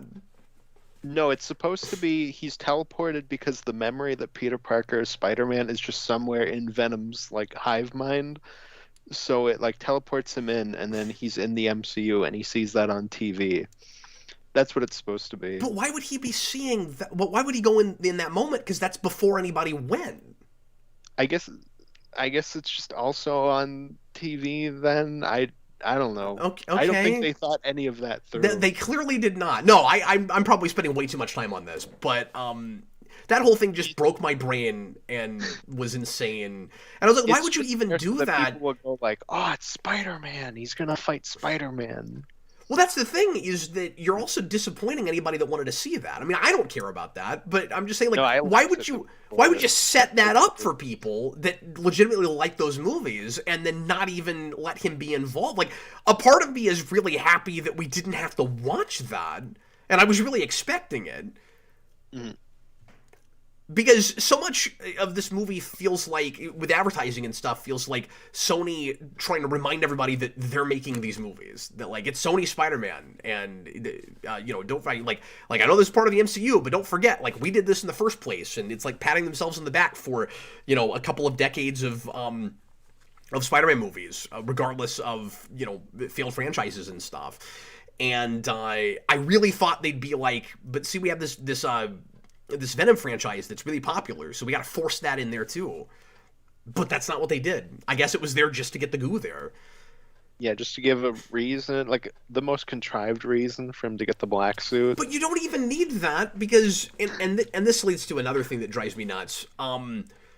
You don't even need that, because all you have to do is do some other Venom origin. Just have another Venom in your universe. Why? Guys, we're building up Secret Wars. Why does I keep forgetting about that. Yeah. Or Why you can just turn your suit inside out and it's black. But I'm just saying, if you want to do the symbiote thing, why is the MCU so afraid of doing alternate versions of almost anybody, even at the same time as they're bringing in characters from other franchises? They basically held up a big neon sign and said, okay, there is no Norman Osborn in this universe. And, like, another of my predictions was we would get set up for at least one alternate version of the characters from the other movies in this movie, and we didn't do that, and I was shocked by that. That's really disappointing, right? Like, the first thing, Ned Leeds did it. Ned Leeds was like, I wonder if there's other Ned Leedses. And he's kind of, the stand-in for the fanboy viewers. Like, wouldn't the first thing you'd wonder if you're Peter Parker be like, I wonder what the other versions are like in our universe of these characters? And it's like, no, we're just not even going to have them because we brought in the ones from those other movies. I think that's ultra lame. And that means that you've got these really major villains that, in my opinion, we've never had, like, the great definitive versions of, necessarily. Or you could still do really good alternate versions of, like Doc Ock. Like, I like Spider-Man 2's Doc Ock, but you could do a more traditional one, or you could do something more like PS4 Doc Ock, or, like, there's a lot of interesting things you could do. Stuff. Yeah, and we're basically saying that because we made a tribute movie, because we made a reunion movie, we have to say that these are the definitive versions and there's no reason to ever do them again. And I just fundamentally disagree with that. At the same time, I did kind of appreciate to some degree that we're treating MCU Spider-Man as like an alternate universe version as opposed to the definitive version, because some of the choices they've made are so kind of counterintuitive and bizarre. So, like, retroactively, it made certain things like the weird MJ thing with her name and all of that a little bit more okay with me, where it's like, this isn't the real Mary Jane, this is a, like, alternate universe version, because that never really sat right with me. So, like, it's weirder now because we gave her the Watson name. But now we've really also convoluted the name, so that's very strange. Maybe next movie you'll find out she has a stepsister named Mary Jane, and it'll get even worse. Oh, it'll be like the Smallville thing, where it's like, that's not the real Jimmy Olsen. Yeah, that's why they set it up. She'll have a stepsister she hates named Mary Jane. Isn't it really awkward that the only character that looks the same between at least two universes is Jameson. Like, once we found out that it's all so super awkward, and CW with its different universes did the same kind of thing with some of its characters, where it's like, in certain universes it's played by the same actor, but in other ones it's this other actor, and it's like, why would the multiverse wind up like that? And I don't, it breaks your brain. With this, it's when we found out that this movie was going to be multiverse, the first thing I thought was, okay, so there's actually an explanation for why Jameson has to be played by that same actor. Like, we're going to find out that he is the Jameson from those other universes, and he wound up in ours somehow. Nope, he's just the only person that looks the same between the universe. It's so contrived to me. This entire film is just based on like the reaction to bringing Simmons back, right? That's what it feels like. They looked at that and they were like, "That was the big thing everybody cared about. Bring everybody back." Yeah, you're right. I just wanted classic Green Goblin. Connor, you're still we can't hear you. You're still muted. Whoops. I said, well, and Spider-Verse, because that won an Oscar. Yep. So we got to do that. Well, there are straight up scenes that are just lesser versions of the scenes from Spider-Verse, right? Like, and Spider-Verse is so much less contrived than this. So you're really gonna have Doctor Strange give the line. Now, with the spell that I've contained, all these characters from every possible universe have come over. Okay. And then the only ones that we see are from two universes. And then when we get two Spider-Mans from other universes, they also happen to be the two Spider-Mans from the universes of the villains. And two of the villains just show up on the same bridge. Why? I don't know, because we just needed to introduce them in the same scene for some reason. This is what happens, though, when you're just working back from, how do we get as many applause moments in the audience as possible? Yeah, exactly. What if we brought how do we justify that? Spider-Verse. Yeah. Look, you can get away with that in a theme park ride. You can get away with that in a video game if it's not too story-driven, because I don't want to throw shade at story-driven video games, but like, this is just a narrative. You can't do that. Wouldn't it have been hilarious? I'm okay with a conceit, Connor, but you can't just have we'll see. It's like, yeah. Also, how about you bring in like Jason Lee shows up as like this like douchebag Peter Parker, right? Like, do that. Exactly. I don't know, but it's like also like I don't know. This is sort of like when I remember when I first started getting into comic books, I loved multiverses. I was like, multiverse stories are the best, because I was reading the ones written by Grant Morrison and Jonathan Hickman. Yeah. And I still like the good ones. Yeah. But then I would always hear people say, I hate multiverse stories. I hate multiverse stories. I'm like, why do people hate multiverse stories? They're great. Basically, I was that guy who's like, I like country music. Yeah. I mean, Johnny Cash, And then it's like, then you hear Florida Georgia Line and you're like, oh, okay. This is why people hate. Now I know why people hate multiverse stories, because they're just trying to because the genre died at some point, and then it just became a gimmick and a novelty. Yeah. Basically, this movie is, if this movie were a country song, it would be "Body Like a Back Road." Yes. And look, I still think that there's some fun stuff done with the characters that we're using, but I just wish that we made up a couple things and we had things from some other universes. Like, it's just way too easy that they're like, oh, we're looking for Peter Parker. And then we bring in Garfield. No, we're looking for Peter Parker. And then we bring in Maguire. And then... Yeah, but the guy next to me was freaking out, and that's all they cared about. But why didn't they keep trying after that, too? I don't know. Yeah, but because he said, let's keep trying until we find him. Oh, we've got two. I guess that's all right. And then... But the other thing that's weird about that scene is it's like the only reason that they even bring in the other Peter Parkers is so that they can contrive a reason for her not to push that stupid button.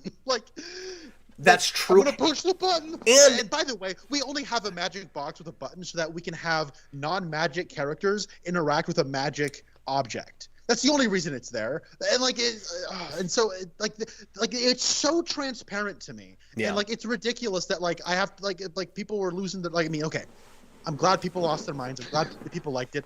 I can't see a version of myself, pardon the pun, where I enjoy that scene, where I can give myself up to the movie. I can't imagine myself doing that. Because like I said, I'm just seeing all the business. It doesn't feel like a scene that's actually unfolding and happening. And at the same time, and Connor, you're not going to agree with this, but this is just how I feel about it. I was really impressed with Maguire. Like, it really felt to me like he wanted to be there, and I liked how reserved his performance was, and I liked that it seemed like he was taking a step back and didn't have an ego about it and wasn't trying to take over, and I kind of wanted to see another Spider-Man movie now with a more mature that guy after seeing this, which I'm surprised I'm saying because I'm not a big Maguire Spider-Man fan. Just as far as his performance, I always thought he was miscast. I really liked him in this. I didn't dislike him at all. Like you said, like I kind of admire how much of a step back he took. Like, it's kind of cool to see this character who was so neurotic and like anxious all the time, like just having a kind of inner peace. Like, that was kind of neat. Yeah, it just seemed like he'd been through a lot of stuff and he'd kind of gotten his act together, and he accepted the things about the world that he can't change, which is what this movie wants to be about. I mean, don't you think that the end of this movie really should have been Peter Parker tries to change everything with magic and learns that you can't endgame your way out of everything, and maybe his friends don't get to go to MIT, or even better, they do but he doesn't, and like he just has to live with everything that happened, and like, as much as that was the original ending. Was it really? See, because as much as I didn't love that just 2 movies in, after not getting far enough with his character, we had to deal with the Civil War Peter Parker, comic book Civil War Peter Parker thing where everybody knows he's Spider-Man. I think the left turn that maybe this should have taken is at the end, yeah, that is the status quo now. Like, we all have to live with it. That was the choice they made, and that's and Peter Parker, he deals with not only the consequences of stupid mistakes he made, but also the consequences of the right choices he made, which is very Spider-Man. Like, yeah, that's a thing Mysterio did. That's not his fault. That happened because he took him down, and that was Mysterio getting his revenge. Spider-Man has to deal with the bad consequences of the right choices as well. And I just wish that this movie got that, because I think that would have been, A, a more interesting ending, but B, a less gimmicky, a less, like, CW TV kind of ending. So you took the Gamora thing from Endgame and you multiplied it by 100? Like, that's what you did. Because when we get to the next Guardians, we're going to have to watch a Gamora. We're going to have to watch a Star-Lord trying to have a romance with his old girlfriend who doesn't remember the relationship they had because she's from another time. Now we're doing that with Spider-Man, but with everybody. Okay. Yeah, by the way, I mean, come on, you could have, like, come up with a better spell, right? Like, if you have 3 elements, you got Peter Parker. People know who Peter Parker is. People know who Spider-Man is. Then you have this little thread here that people know they're the same thing. All you got to do is cut that thread, right? You don't just remove 2 parts of the equation, because people seem to know who Spider-Man is. And I guess Happy knew Aunt May through Spider-Man, but like, what is his perception of that whole thing? That's the other thing, is it's not just that it's a gimmick, it's also that you've fundamentally changed all these characters, and I don't know who anybody really is anymore. Like, anybody that ever knew who Peter Parker was, now they've been magically partially lobotomized, and I always have a really tough time with that. Like, Angel Season 5 did this, where there are spoilers for that, but the whole world is no longer allowed to know that Angel had a kid. And that was really fundamental to especially Wesley's motivations. And so, not to get too deep into that whole thing, especially if you don't know Buffy and Angel, but Wesley has this massive transformation through that show where he becomes this, like, really rough and tumble tragic character where he was just kind of a jokey character to begin with, because of a whole thing that happens with Angel and his kid, and his kidnapping his kid and all of this stuff. He's still all gruff and has stubble and has this attitude and stuff in season 5, but he doesn't remember all of the things that made him that way. And now we've got a whole universe of people that are going to have that kind of thing to maybe a lesser degree, but, like, I don't know who Happy is exactly without having known Peter and you know and MJ and Ned and all of that. Like they all went through some like major stuff together, and like I buy that the magic could do that, I guess. But it's just, you know, now they're partially lobotomized, so they're not the same people anymore. And I'm telling by you the guys, way, the endless there's film on teenage lobotomy works so much better. well, and then also I the didn't put ending, together why until just now. And by the way, like that ending, like come on, because this Peter can only not stop talking or is incapable of talking. He's like, he like is like he can't talk and just say, "Oh, hey, you know who Doctor Strange is?" And she'd be like, "Yeah. So I'm Spider-Man. We actually did like, I don't know, throw yourself out there. How about she just doesn't believe him? I don't know, like." Well, It's just supposed to be taking the responsibility and being like, I'm not going to ruin these people's lives. I'm just going to yeah, leave. that's what it's supposed to be. That they're just going to be written out of the series completely. Whether they keep, I mean, they are. I mean, that's obviously what they're doing. But at the same time, it's like they had a talk where she's like, "Find me, talk to me, remind me who I am." Like, I don't know. Like, doesn't he have like as a boyfriend have some kind of responsibility to do that? Like, give it one last effort or something? He makes that promise and then he doesn't go through with it. It feels like a gimmick just to play up, you know, drama in a scene, and I feel like it's the movie just not communicating things, right? Because he doesn't have anybody to talk to, so he's not telling us what his motivation is. Like Austin was saying, like, I think the reason he's doing that is, well, they got into MIT because because, you know, we did that spell, but also I'm not around to ruin their lives, and maybe Jameson was right that like everything I touch, you know, gets ruined and destroyed and whatever. But you're right, in the scene it kind of plays like he just gets cold feet.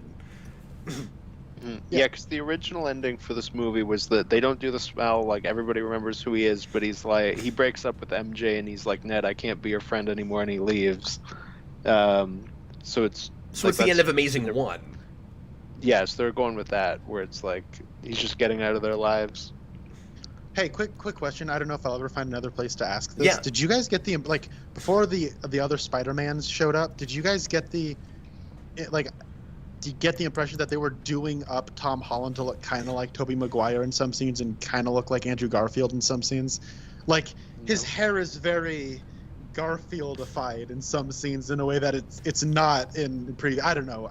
Weird. I was yeah, thinking, like, wait I a didn't minute. have that thought. I did think, with what you were talking about earlier about not trying to blend styles at all, I did feel like, and I think this was a misstep, I did feel like the third act, or at least the climax, was like real Amazing 1 looking. Because it all happens at night and it's kind of hard to see anything, and they don't do the color filter that movie has, but like I had a tough time, and I felt like that was mostly just because we've got all these CG creatures where it's like, well, if we're gonna do the lizard again, we're not gonna put him in broad daylight. You notice that like every time we see him, it's always like really shadowy. I don't know if you guys had this, but I had a hard time in those scenes telling the difference sometimes in costume between the Garfield Spider-Man and the Maguire Spider-Man. Because the costumes aren't different enough from farther away. Like, I couldn't always tell who was doing what in those scenes. Oh, interesting. Well, I didn't have that. I kind of had that issue. That was more from just like, I think the cinematography and the action scenes in this movie is kind of boring. It's usually just kind of like flat, kind of further away angles, and I realize it didn't matter which Spider-Man was which. Yeah, that's until they cut to a close-up. But also, like you were talking about, it did look kind of amazing-ish when they're like on the scaffolding. When they're fighting, when he's fighting with the Green Goblin on the shield, he's trying to do Sam Raimi, and I'm like, oh, buddy. No, like it's golden, it's magic hour, and like the city's in the background, and he's like punching it out, and there's like it's like bronze and orangey with like the red suit. No, sorry, Johnny, buddy. You're not Sam Raimi. Well, and I don't mean to contradict myself, because I still think that the movie looks a little bit better than you do. I'm getting your points, though, because you're more of a cinematography guy, so you notice some stuff that I didn't happen to notice. At the same time, I do think that this has, to some degree, and more in just like trying to visually tell the story as opposed to anything else. It has kind of that Infinity War Endgame problem of you took a director that was right for this character initially because of the kind of story you were telling, and then you're making him tell a kind of story that is out of his wheelhouse. This is not the guy for your Spider-Verse multiverse kind of story. I would agree with that. I also think, because I was super excited when I found out that the big climax was going to be Spider-Man on the Statue of Liberty, 'cause it's something we've never really done, and it's a big like New York thing. And then we completely covered it with scaffolding, and like that was kind of boring. Yeah, and it's weird because it ends up being just the latest in a long line of, there's a tradition of this, of superhero movies that have a third act that takes place at the Statue of Liberty. We're at 6 or 7 of them now. Like, there's a lot. Like at the end of X-Men, it takes place there, and the other ones aren't coming to me, but this is a point Well, I've we've made never on done it with Spider-Man. Which this is a point I made on a lot of superhero rewinds. And I don't think we've done it in MCU yet either. The Captain America shield thing was way on the nose, and I think I would have been more okay with it if I remotely bought character motivation in that scene. But the idea is supposed to be, Peter is not being responsible and not carrying out like true justice or whatever, so it's like everything against the Captain America ideal when he's going after Green Goblin. But I have that thing I did with Civil War, but to the nines, where I'm not buying that he's going after this guy. Because superhero movie logic way too often, and I hate that MCU has fallen into this, is it's not about the particular character. It's just magically any person that you kill a loved one of is going to come after you and try to kill you, no matter what the actual situation was. They're never going to use their brain. They're never going to be able to find themselves without having somebody giving them the killing that person won't bring back your loved one or will make you a worse person speech. Anybody's like Tony Stark is going to do that, regardless of the fact that he knows that Winter Soldier was not really responsible because he wasn't in his right mind and somebody programmed him to do that. This is the exact same situation. Like, he knows that Green Goblin has multiple personalities, right? Like, I just don't. I didn't buy that situation whatsoever at all. He's like, I had like the same thing where it's like, wow, Maguire just took like Tom Holland's like choice away from him, because Why have a Spider-Man who makes choices? I mean, Tom Holland's really never. All of the hard choices in his movies have been like taken away from him, and like in the first movie, it literally moves across the country. Also, 3 people find out he's Spider-Man, and they're all cool with it. And then you have this where he's like, okay, basically Tom Holland, Spider-Man, is a murderer. Like, for all intents and purposes, he made the choice to kill Green Goblin, and then it was stopped. And then he's like, "Oh wait, that's right. I'm such a nice guy. I'm not gonna do it now." And then so it's just weird to me that like Tobey Maguire just stood in front of. Nobody has to convince him to do anything.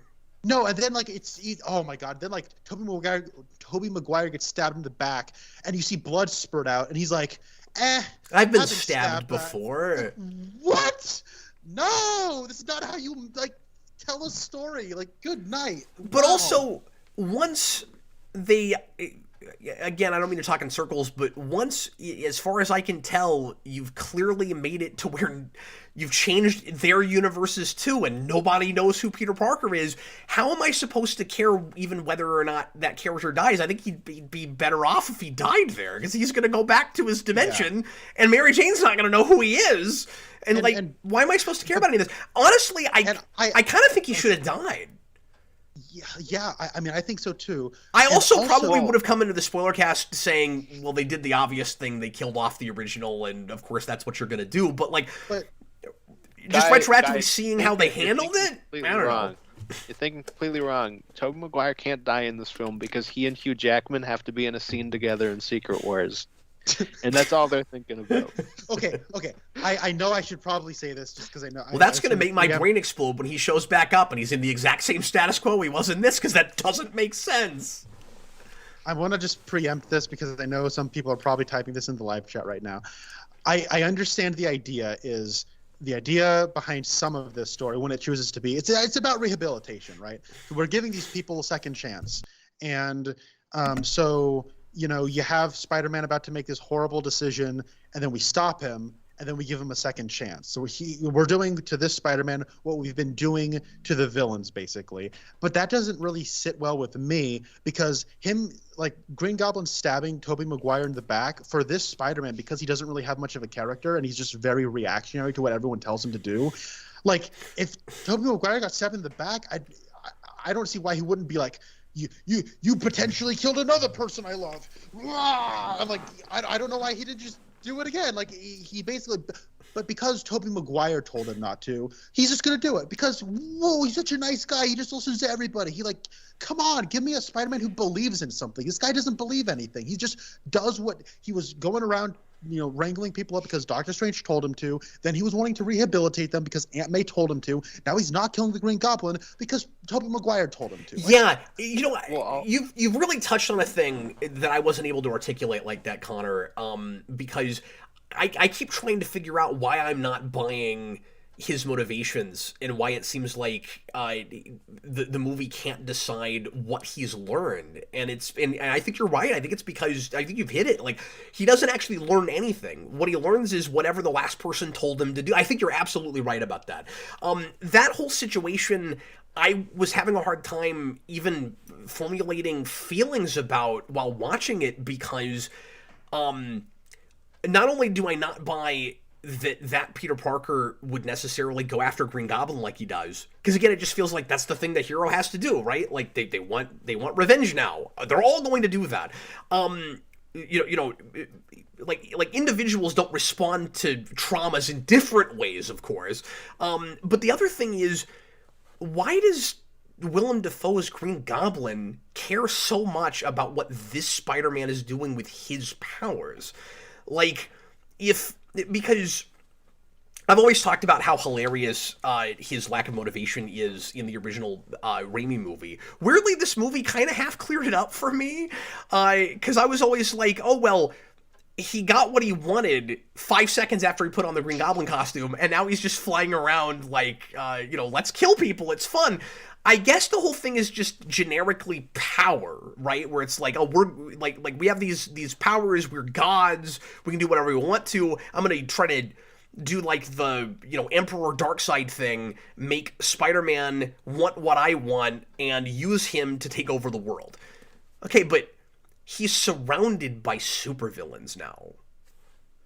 Like, I really thought that going into this movie, it was Sony going, finally, we can make our Sinister Six. We have almost the right number, and if you'd brought Venom in like I thought you were going to, you would have had the right number. How in the world is Green Goblin's plan not just pull together Sinister Six, use them to try to take over this universe he just wound up in? No, it's trying to manipulate this Spider-Man to generically go to the dark side. He ignores the other two Spider-Men that are there at the end on the giant shield. He doesn't even have an exchange with his Spider-Man. We can't hear you, still Connor. Muted. Well, he stabs him in the back. Yeah. But it didn't matter that it was him. It's weird that he doesn't have a one-liner or anything. Nothing. I would probably guess Willem Dafoe didn't even know they were in the movie.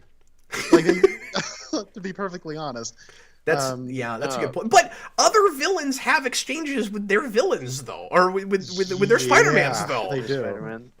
With the Peter Parker choice thing, though, being taken away from Tobey, all you got to do is there's the one scene where they're working on like the cures for each villain, and Tobey says something like, "Oh, I've thought about curing like how I could cure Norman for years," and Tom Holland has a look like, "I'm not gonna let you cure him. Like, I'm gonna kill this guy when we get there." All you got to do is just have them have a scene there where they talk about it. And then when he's going to kill Green Goblin, he's like, no, I'm making this choice for myself. instead of Tobey Maguire jumping in.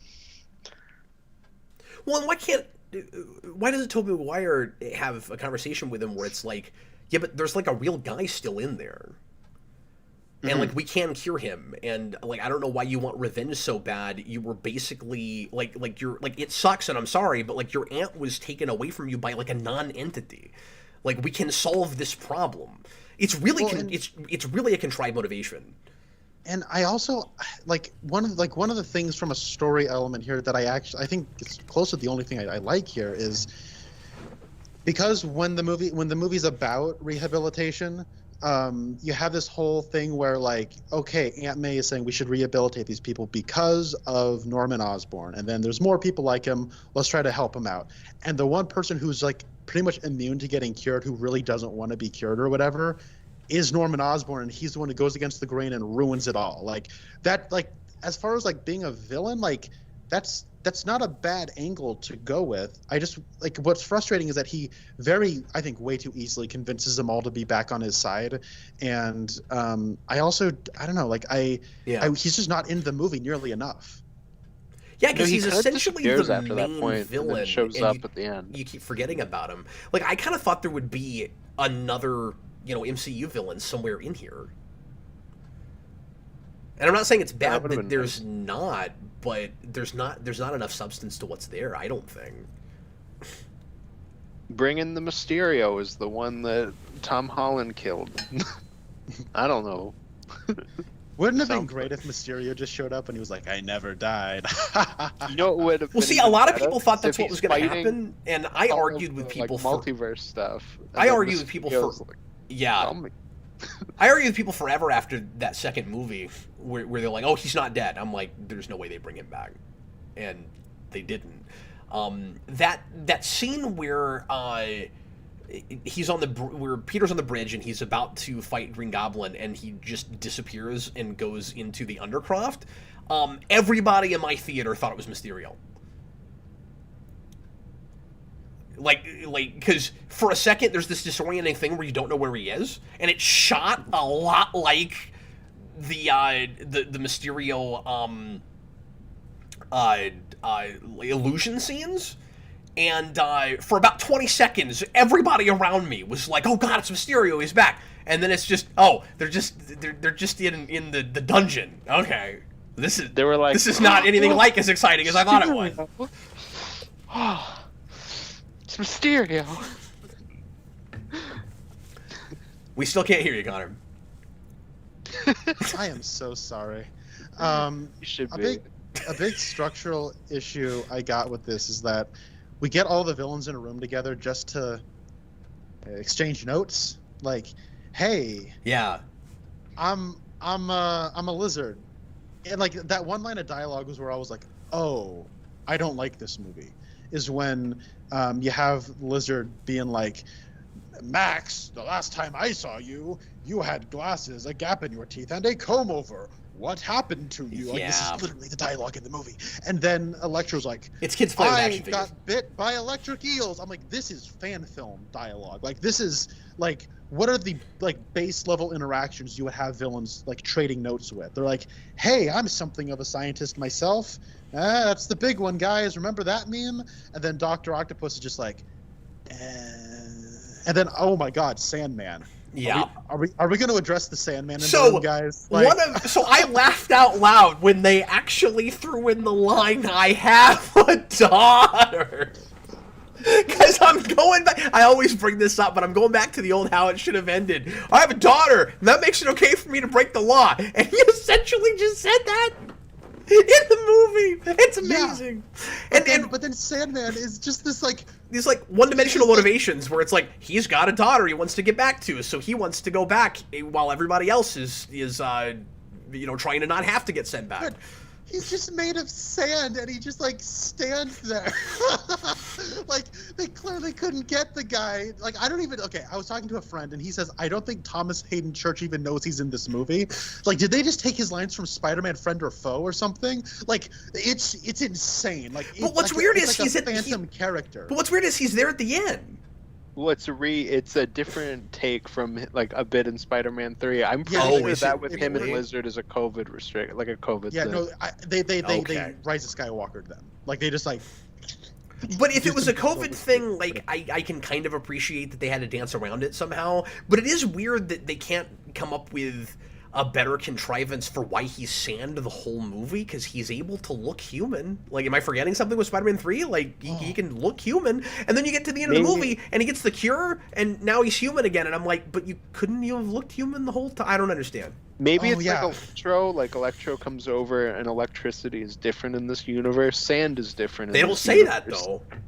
I They don't know, talk I'm about joking. it. What about his great first line? Hi, do you remember me? I'm Flint Marko. That has the exact same energy as Hi Freeze, I'm Batman. It's the same line. Like, what? This is in a movie?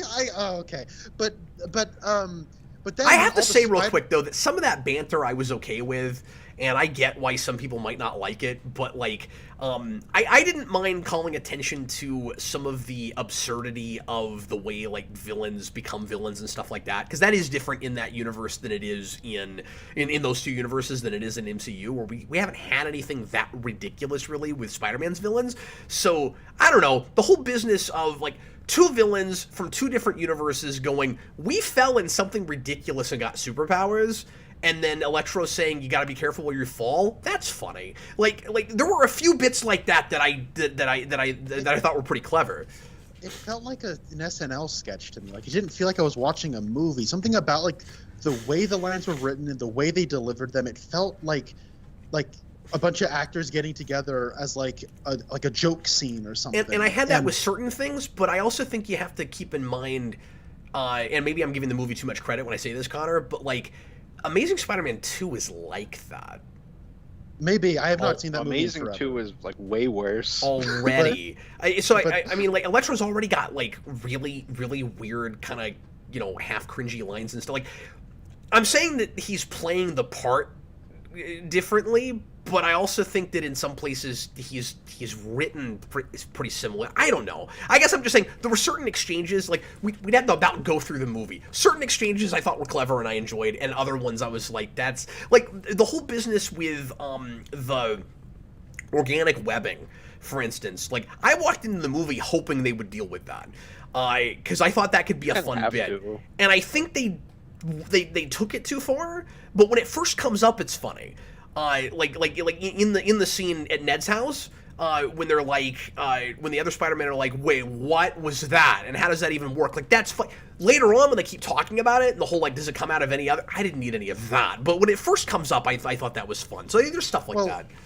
I don't know. Like, to me, it was weird that, like, we just get all the villains in a room to riff and exchange notes, and then we get all the Spider-Mans together to just riff and exchange notes. Like, oh, no. You're amazing. What? Come on, I want to hear you say, you're amazing. Like, I didn't like that. But I also have to say, and I meant to mention this earlier. Remember all the back memes about Tobey Maguire hurt his back, and then he also has a whole bit in Spider-Man 2 about ow my back, and that's like a meme on the internet. And now you have Andrew Garfield like cracking his back, and it's like it was like I couldn't believe I was watching a real movie that cost $200 million. It was just like you watch the movie reset itself. Like, it's a bunch of riffing and exchanging notes, a little drama thrown in to like get us to the next part of the movie, and then it just resets itself, and now you just have a bunch of people riffing and exchanging notes. Like, I couldn't believe this is what they were doing. See, like I said earlier, you can't help but have your preconceptions and to be affected by other things, right? So, like, I really think I was kind of dreading this because it's Sony, and the last nostalgia bait thing they did I really, really disliked by the end, which was Ghostbusters, and this made other mistakes, but it didn't make some of the mistakes that made where I was really disappointed with that movie.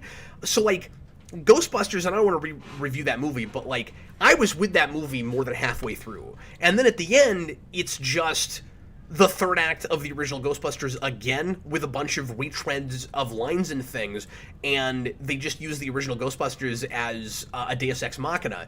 I was really afraid that whole thing would happen with this, and it didn't, and so it was really hard not to appreciate it more, just because I didn't think those Spider-Men were going to get any screen time. I thought that they would just because we kept seeing shots and footage of the stuff they do at the end, like on green screen and stuff.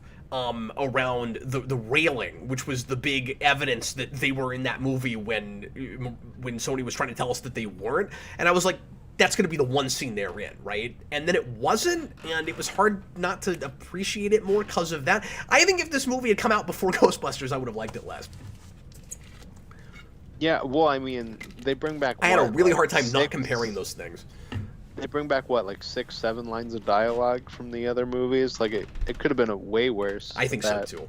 Yeah. They don't like try to redo like any of the action stuff with them. I don't think. Maybe I guess with Sandman, which is like that he becomes a giant Sandman. But I mean, at the same time, that's not like it's a thing he can do. He's got to do. Yeah, that. It's just a thing and it's not like they repeat like everything with that. And I think that's a thin line you walk where Oh, of course. Where it's like.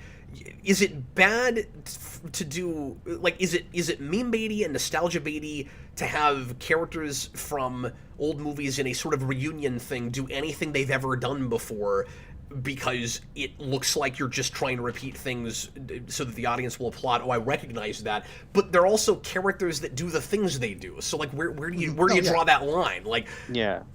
And the like only one that really... Oh, sorry. Go ahead, Connor. I mean, like, and those things are like, I understand that's what you do. Like, in that way, it is kind of like wrestling, where, I mean, they got their catchphrase and their signature moves for a reason. Like, yeah, you let them do that. You gotta so, like, give them some of that.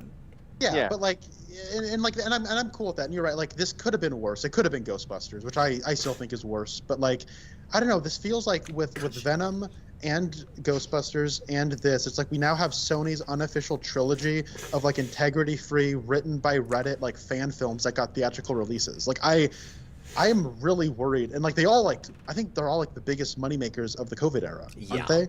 Like that scares 2 me out of 3. personally. See, this movie in a vacuum, I can kind of enjoy on its own terms to a certain degree. Like a lot of my complaints. I've got massive story complaints and stuff, but a lot of my complaints are more about what this does to the larger universe and like the precedents it sets and stuff. I don't love that this movie is making the kind of money it's making, just because I think that Hollywood learns the wrong kinds of lessons from this kind of stuff. They learned the wrong lesson from Spider-Verse. That movie's great. Yeah. And like, now I'm sad. With the references, I think the only one that like legitimately kind of annoyed me in the moment was the something of a scientist myself. Yeah. Which in context, I guess makes sense, but it's all delivery because Defoe delivers that line really weirdly. It seems like he's going out of his way to try to make it not the exact same way he did it before, and it makes it worse somehow. I don't know. No, he reads it like Gilbert Godfrey. Like he turns to Peter Parker and he's like, I'm something of a scientist myself. And it's like, why did he say it like that? It's really weird. Green Goblin's about to have a heart attack and die of not surprise. Okay, we have not dealt with hardly any of these super chats. Let's run through them. Carl Maxey, I apologize in advance, buddy. Spider-Man No Way Home is literally my favorite movie of all time. Crying tears of joy. The only con I had was wasting Venom. Glad you enjoyed I it, man. like that part. Keep loving it, man. Yeah, of course you did, Austin. Mr. Roboto, $2 super chat. This is no worse than Spider-Verse. I mean, Spider-Verse is great, I think. I think this is. What's that? I said no opinion. I don't know. You don't have an opinion about Spider-Verse? I've never seen it. You haven't? Yeah. No, my eyes like can't handle the animation. Oh, when you I told see me it that. at like, yeah. When I watched the trailer for the first time, I had to like sit down for the rest of the day because I had a huge headache. It's like if if the only way you could watch a movie was in 3D, and so I just had to avoid it because I can't see things in 3D. It's like that. Yeah, exactly. Batman Rocks, $5 super chat. MCU Ben was a deadbeat uncle, I guess. If he existed at all, I'm fine with a single Mother May serving Ben's purpose, but make that clear in the beginning, not 5 years later. No, guys, Uncle Ben will be revealed soon, because he didn't die. He went off to space with his 3 friends. Parker is Aunt May's last name, and he is Uncle Ben Grimm. And that's what he said no. And John Watts is directing that movie. I honestly would not put that past them. No, seriously though, I do think Spider-Man will show up in Fantastic Four. Well, and honestly, not because of that. A lot of history for that. That should happen. I don't No. have any problem with that. It'll probably be like he goes to school with Human Torch, right? And then he'll get like dragged into that plot. I think my it'd be guess. really funny if he was like, I used to be in the Avengers, and nobody knows who Peter Parker is anymore. And I guess they would know that Spider-Man was there, but he's like, I really miss being on a team. Can I be with you guys? Oh, what if we reverse Amazing 1 and the Fantastic Four break into Peter Parker's apartment so they can join with Spider-Man? Alex Rolfe, $5 super chat. Can't wait to listen to this tomorrow. Wish I had time tonight. Thank you guys. Thank you. Thanks for leaving the super chat, man. I apologize. I hope you liked it. Later on, if you loved this movie and you had to listen to us just kind of rip it apart. Jay Forever King, $49 super chat. Are you at least excited at the possibility of Garfield getting a third movie? Hopefully it's not a versus movie with Hardy's Venom. Honestly, I'm going to have a real hard time reconciling this ending with their doing anything with those other 2 franchises after this. I mean, like, I guess I'll just have to resign myself to they didn't know what they were doing with the internal logic of that and try not to overthink it. I'm in such a weird place with this. Like, I'm gonna say a thing I never ever thought I would say, Connor. I don't need more Garfield now, but I would be okay with one more Maguire because I really liked his performance in this. Interesting, yeah. I'm fine with them showing up as like in Secret Wars or whatever. I don't really need either of them to have like their own solo thing. But I also like Amazing 2, I think is like the worst Spider-Man film by far. I didn't need Amazing 3 back then either. I mean, I think that regardless of the context in which maybe facilitated there being an Amazing 3 or a Spider-Man 4, if they make good movies with those actors in that role, if it's a good movie, it's a good movie, even if the canon is weird and kind of confusing. Yeah, but yeah, I don't know. If Well, I mean, for if me, they I'm not get crazy good, about Garfield. I get that. But I mean, Garfield's just a great actor, and so I just want to see him do more stuff like Silence and Tick Tick Boom and all that kind of stuff. That's what I would rather see too. Yeah, same here. Garfield, I mean, Maguire's not doing anything, so like, give him another Spider-Man movie. That's He's- fine. No, Just he playing got to poker. leave the toll booth for a day to be in Spider-Man No Way Home. We all feel happy. I still can't get my mind around the fact that I kind of want him to. I kind of want to see him do more of that now. But I thought he was so classy in this. Oh, and I also really like, and I'm sure it was improv. I really like that Garfield line where he asked if Tobey Maguire was gonna go into battle as a cool youth pastor. I thought that was That was a pretty funny good. line. That was a pretty funny line. Thomas Ledbetter addendum. The thing that gets me about the origin trilogy point you made is how it completely contradicts what makes him compelling in Civil War. Exactly. Yeah, that drove me nuts because he clearly had been through a thing that made him not only feel responsible to use his powers to help the little people on the streets below, but also, I shouldn't say it like that because he's also one of those, but also, you got the sense just from that speech. That's such a well-written scene. That one scene he's got with Tony Stark in Civil War. You get the sense that something had to have happened that got him to that place, just like classically, usually in the Spider-Man origin, where he didn't start off like that, and this movie suggests that he had to be an Avenger and go to space and fight Mysterio and Vulture and everything before power and responsibility even occurred to him. It's bizarre. Mm-hmm. It sucks. It stinks, and I don't like it. And I don't like it. Robert Cherryman, $5 super chat. I think the Spider-Man banter can be forgiven for being convention-like. You've got 3 generations together. You got to have some fun with it. Yeah, but like Connor said, I just feel like some of it. And I mean, like, I like some of the individual lines and ideas and jokes and things. It's just the way it's framed and stuff doesn't feel like a movie scene, like Connor's saying. Like, I don't know. It's hard to articulate it any better than that, but there was something intrusive about some of it. Is it maybe because it has admittedly been like a week or two since I've seen this, but is because from what I remember, like they're all in different shots. Like, is that like part of it too? Like none of them are actually together. Maybe that's part of why it feels like that. You know, again, And Ghostbusters maybe I'm had that too, misremembering where it was like, you know, this is an SNL sketch. This is not a movie and a scene in a movie. But I just felt like that about parts of it.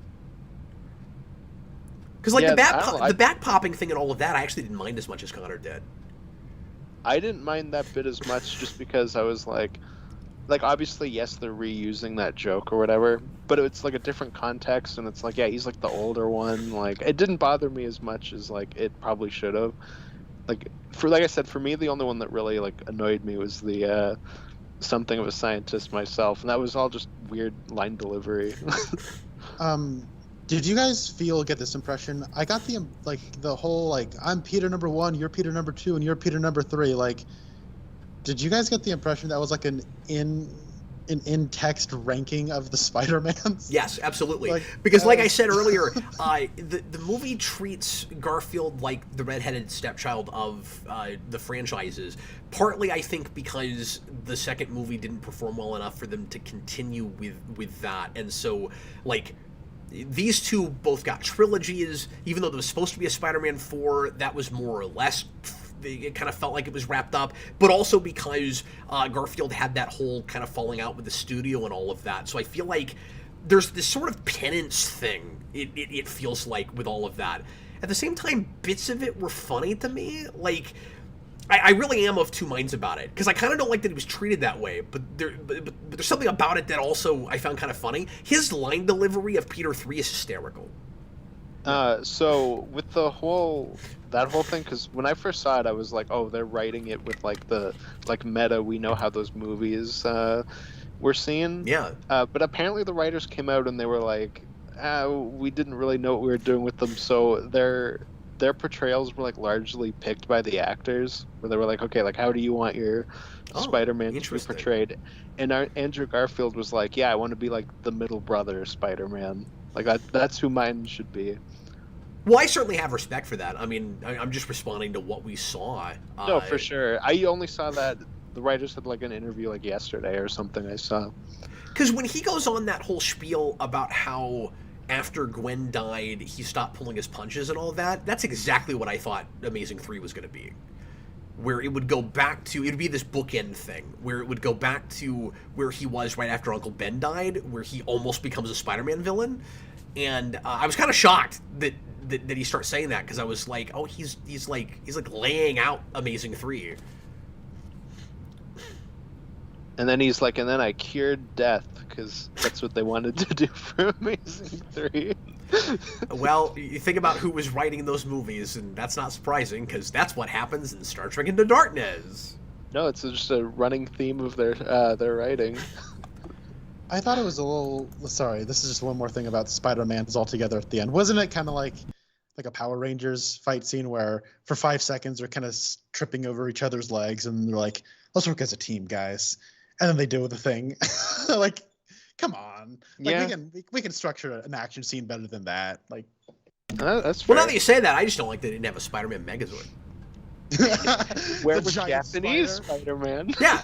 Hey, There's precedent for that. That should have been there. He could have fought Sandman. That's why they should have brought in, you know, and everybody was speculating about all the other Spider-Mans they could bring in from other things, right? Like, oh, maybe they'll do Japanese Spider-Man, maybe they'll do TV Spider-Man, and we just get the two.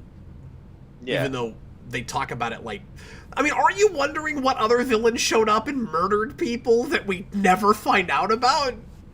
No, there is like a whole thing that we don't see where a spot from a different universe is murdering everyone in New York, but it's just off screen. I do think that scene has like probably my favorite Tobey Maguire line delivery, where he has that like Avengers line delivery. I thought that was kind of funny. Where he's like, what's that? Although, that scene is really weirdly edited and kind of chopped up, because I just feel like there's got to be something missing in it, because he goes, Avengers, that's great, what's that? And then there's the whole thing where Garfield's like, is that a rock band? And then Holland Spider-Man is explaining what the Avengers is, and then Tobey Maguire, who asked the question, is like, how is this helping? And I'm like, but you asked the question! They're writing it on set, okay? Gengar Venom, what if directly confirms that Uncle Ben existed? Yeah, we talked about that earlier, and clearly these two studios are not quite talking to each other. What if I will throw down is the worst depiction of Spider-Man ever? So this movie, way ahead of that. I agree. And I mean, some of that stuff, because it's bad, I kind of just want to throw out, but at the same time, like, they're building on it. I mean, like, we saw a character from that show in the trailer for the next Doctor Strange movie. Like, they're doing stuff with those things, so it's absolutely valid to point to that show. No, of course. I'm just giving that as a point to this movie. Like, it's. Oh yeah, I know. It's not that level of. But I just wanted to make that point for anybody that yeah that is not aware of just how canonical that is, because Strange Supreme is in that trailer. By the way, that movie looks great. Yep. It's doing like 6 weeks of reshoots right now, so that's scary. But it looks really good, and it's got Raimi, so like no matter what, it will look good. I mean, here's the thing.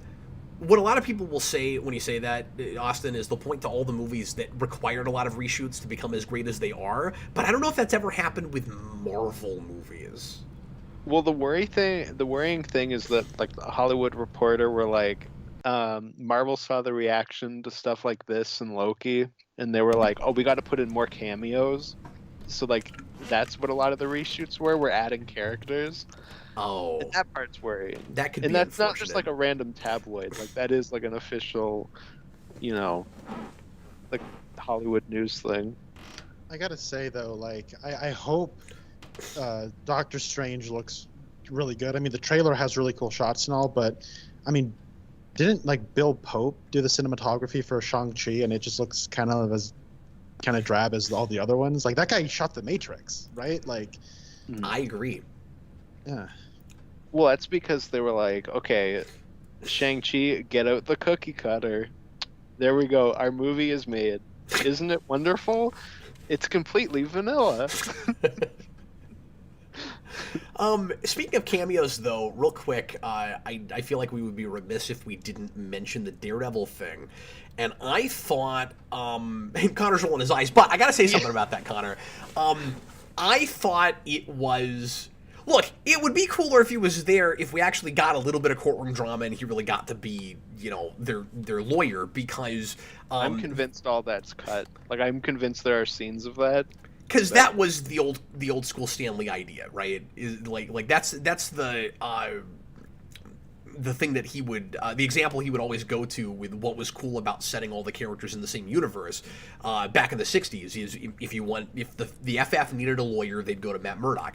It's fun to see that in a movie with no context really as to who that is, and like they kind of let the audience that hasn't seen the Netflix show know that he's at least superpowered by having him catch the brick or whatever, but I did think it was kind of nice that he was just there and they didn't really talk about it. What I thought was really classy about that scene is that he got a dialogue with Favreau, because Favreau was the original Foggy Nelson, and they like intentionally made sure that they got to talk to each other in that scene, and I thought that was pretty cool. That's cool. No, that scene I think is pretty good. The only thing that made me laugh about that scene is that he says something, like he gets like it cuts to him, he says one line, and Peter Parker's like, "Oh, thanks, Mr. Murdoch," and Aunt May goes, "Matt." Like, they just want you to know that's who that is, in case you're confused. But that scene I thought was pretty good, and I'm convinced that there are deleted scenes of like him in like the courtroom and stuff. I mean, I guess I would hope so. My thing is, yes, like on paper, that's cool that Matt Murdock is the lawyer. Like, yeah, like you said, the concept of who Matt Murdock as like the superhero lawyer is, got no issues with that. My problem is he is just there so that you recognize that is in fact Matt Murdock from the show, and now he's not in the movie. And making a big deal out of, look, we're still going to use this actor. And yeah, again, it's all business. It's just, it's a commercial. Yeah, and the way it's shot is that way too, of course. Because again, it's like the curtain call thing, where you got to shoot him from behind and rotate the camera around, make a big deal, and look who it is, everybody. But then also that what was a little like weird to me was like, it felt like we don't like the status quo we left ourselves off with. What's a way we can just gear shift as fast as possible, and like so that, but we'll put Charlie Cox in this movie so that people won't notice the whiplash. And I'm like, wait a minute, like he just says, all right, they got no case, you're all good, chum, now go have your own status quo for this new movie. I was like, what? Come on, that's all you're gonna do with him? Like, he's not gonna be a character in this movie? That was disappointing. I would have liked to have seen him be in the movie. Yeah, and it also helps to create that stakes problem I was talking about earlier, where when this opens, it's like everybody knows that Peter Parker is Spider-Man, and all of his friends are culpable, and there's a chance of them going to jail, and it's much larger than his friends might not get to go to the college they want to go to. And then it's all just dwindled down to, they might not get to go to the college they want to.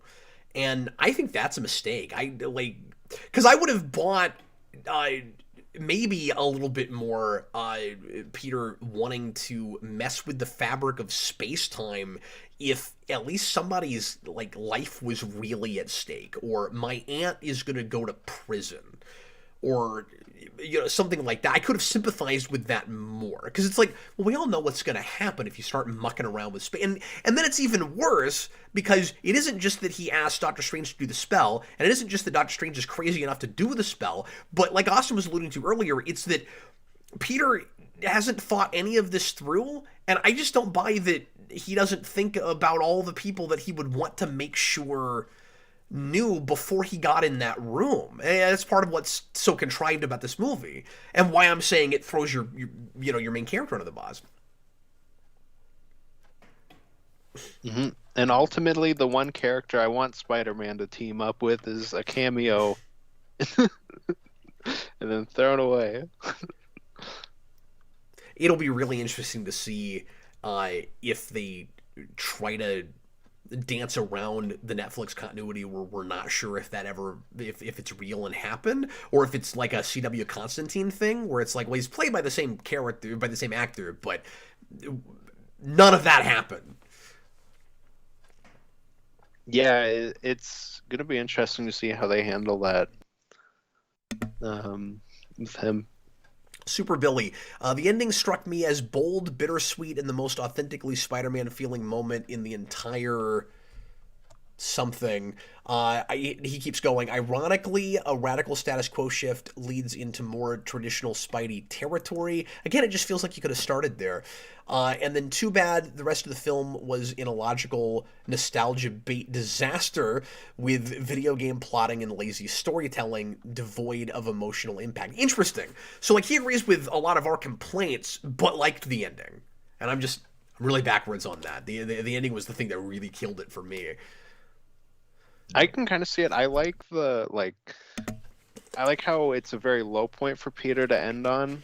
I don't exactly like how we get there. Like, it's very muddled. But I like that, it ends with Peter kind of losing everything, even if I don't like how we get there. So I can like understand that, I guess. Yeah, I mean, again, I'm glad that there are consequences, and I'm glad that he's actually got tragedy in it now and stuff. But it felt so contrived getting there, and then I think it's just a huge bridge too far that it's got to be nobody in his life knows who he is anymore. Like, did we have to go that far? Mm-hmm. Logan Dodd, does the end of the movie invoke interest in the future of the franchise, or have you just checked out completely? Connor said he is glad to see more after just where we are with this, even though he didn't like this movie. I'm open to really anything after this. Like, this is as not unsalvageable as you possibly could be, because you basically just rebooted yourself, so you can do anything. Yeah, I really like the first two. I like aspects of this movie, but I have issues with it. I'm excited to see what they do next. I walked out of this movie like, oh, I really hope they do a Kingpin movie with him and Daredevil next. I don't want to see that anymore, but I hope we do something cool. I don't know. Like I want my Scorpion movie that we set up in Homecoming and then never really paid off. And I mean, it's really silly. You know, you get like the silhouettes of different villains at the end, and Scorpion is a literal scorpion because they're like, nobody knows who that is. Just make him a literal scorpion. Maybe somebody they've heard that name. What about all the people that would know that Peter is Spider-Man that aren't wearing costumes? Yeah, they would all show up too. New York would just be filled with like 8 billion just random people. Super Billy, I agree with Captain Connor on everything Uncle Ben. Ah, I guess I'm wrong. Get out of here, Austin! Go! I'm pretty sure we all agreed on that, but I'm wrong. Yeah, it's funny the folks that are noticing that Austin is here or caring that Austin is here and not Connor and vice versa. Because I think we've seen both of those tonight where it's like, I have one co-host and it just depends on who you are, which co-host I have this evening.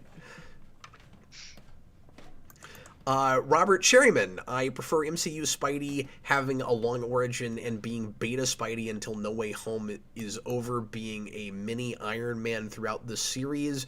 You are assuming because MCU Spidey wasn't comic Spidey, it isn't valid or worthwhile. Each film he has slowly developed, but now it's a more informed traditional Spider-Man. I'm not seeing the development you're talking about. I'm seeing a character that keeps that's either stagnant or it keeps being kind of regressed, but also it's not because MCU Spider-Man isn't comic Spider-Man. I always honestly felt like that first movie was the closest to traditional old school Peter Parker we've ever had, and I was never in the camp of he's just Iron Boy. I never minded the Iron Man thing as much as a lot of other people did. I didn't like that he kept going with that technology and we didn't stick with the end of that first movie. But no, my issue is the reset button is like nobody but Peter remembers anything that happened with at least with him being Spider-Man with these movies.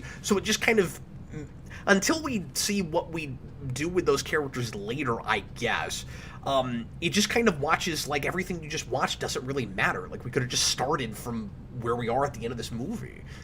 That's what I'm complaining about. No, I really like those first two films, and I was perfectly with it, where I'm like, okay, we're doing a slow burn, because that's what MCU does with every character, and every character is also a reinvention, which is something I always argue with people that complain about the Iron Boy thing. Yeah, it's like true. None of these characters are straight up the comic book versions; they're all reinventions. Like, I think people care more about Spider-Man with that because Spider-Man's like the big popular character. Like, people care more about how he's represented than like Iron Man is. But no, I was like perfectly there with, okay, we're slowly going through it, except we hit this film and we were like, it's an origin now. And that's not really what they were doing in the first two. And I think that's really disappointing. And when you compare it to Iron Man, which through his 3 movies and the Avengers movies, you're seeing a very clear character progression where he's growing and changing and is logically a different character as it goes along, versus this, that is not what we've got here. Also, I want to say I called part of the ending of this back with Homecoming, where I was like, this trilogy will end with him making his own Spider-Man costume, and he will be like his own version that he like grew through 3 films to become. Because I always liked that they kind of took that growing of age story with Peter Parker and attached that to Spider-Man himself, because the Spider-Man like persona is kind of just like an out in a way for Peter Parker, where that's kind of like already informed and it's Peter Parker who's growing. And I always liked as an adaptation choice that they also added that to Spider-Man, where as Spider-Man he's growing too. I just think they kind of dropped the ball in this movie. Yeah, that's what I think. Hey guys, we still have a few super chats that we've got to hit, and we've been here a long time. We've been like 2.5 hours. We should have taken a break earlier. I didn't even think about it, but I just need a couple of minutes. And you guys feel free to take a couple minutes too if you want to, or you guys are welcome to stick around and keep chatting with folks until I get back. But I just have to check on something, and I'll be right back. Groovy.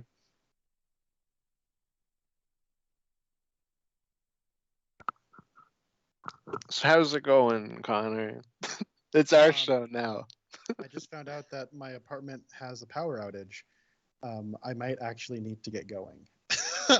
Oh, damn. Okay. Yeah. I just found that out, so it's kind of awkward. But how you doing? Have you been? Happy New Year. Yeah, Happy New Good to Year. be back. It's good to be back. Your worst Absolutely. MCU film until now, but that's okay. Hey, it happens, right? I was really hoping to like this one too, because like I saw it was getting really good reviews, and a lot of people were loving it, and I'm glad people do like it though. I think it's generally a net positive if people like stuff. So, but I don't know. I feel like I've become an accidental contrarian when it comes to Marvel stuff. Like I feel weird. I'm not used to being this way. Well, yeah, I think for me, because so I was like in denial, like all the way through, like up to a certain point where I'm like, like Jamie Foxx is coming back. He's probably like an MCU Electro. Melina's coming back, probably an MCU Doc Ock. We're not doing multiverse. I don't want to see that. It's okay. And then we got there, and I was like, oh, I really hate that idea. And then maybe like 2 weeks before the movie came out, I was like, you know what?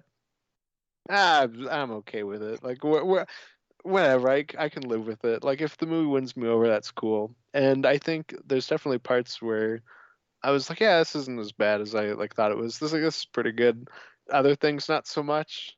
It for me, a lot of it is just thinking about it afterwards, where it was like, yeah, that didn't really work. That's a plot hole. Just had fun at the moment, I guess. Oh, that's cool. I wish I could have that next to me. Yeah. Cap. Yes. I think I might need to get going because I just found out my apartment lost power. Oh no, that's no good.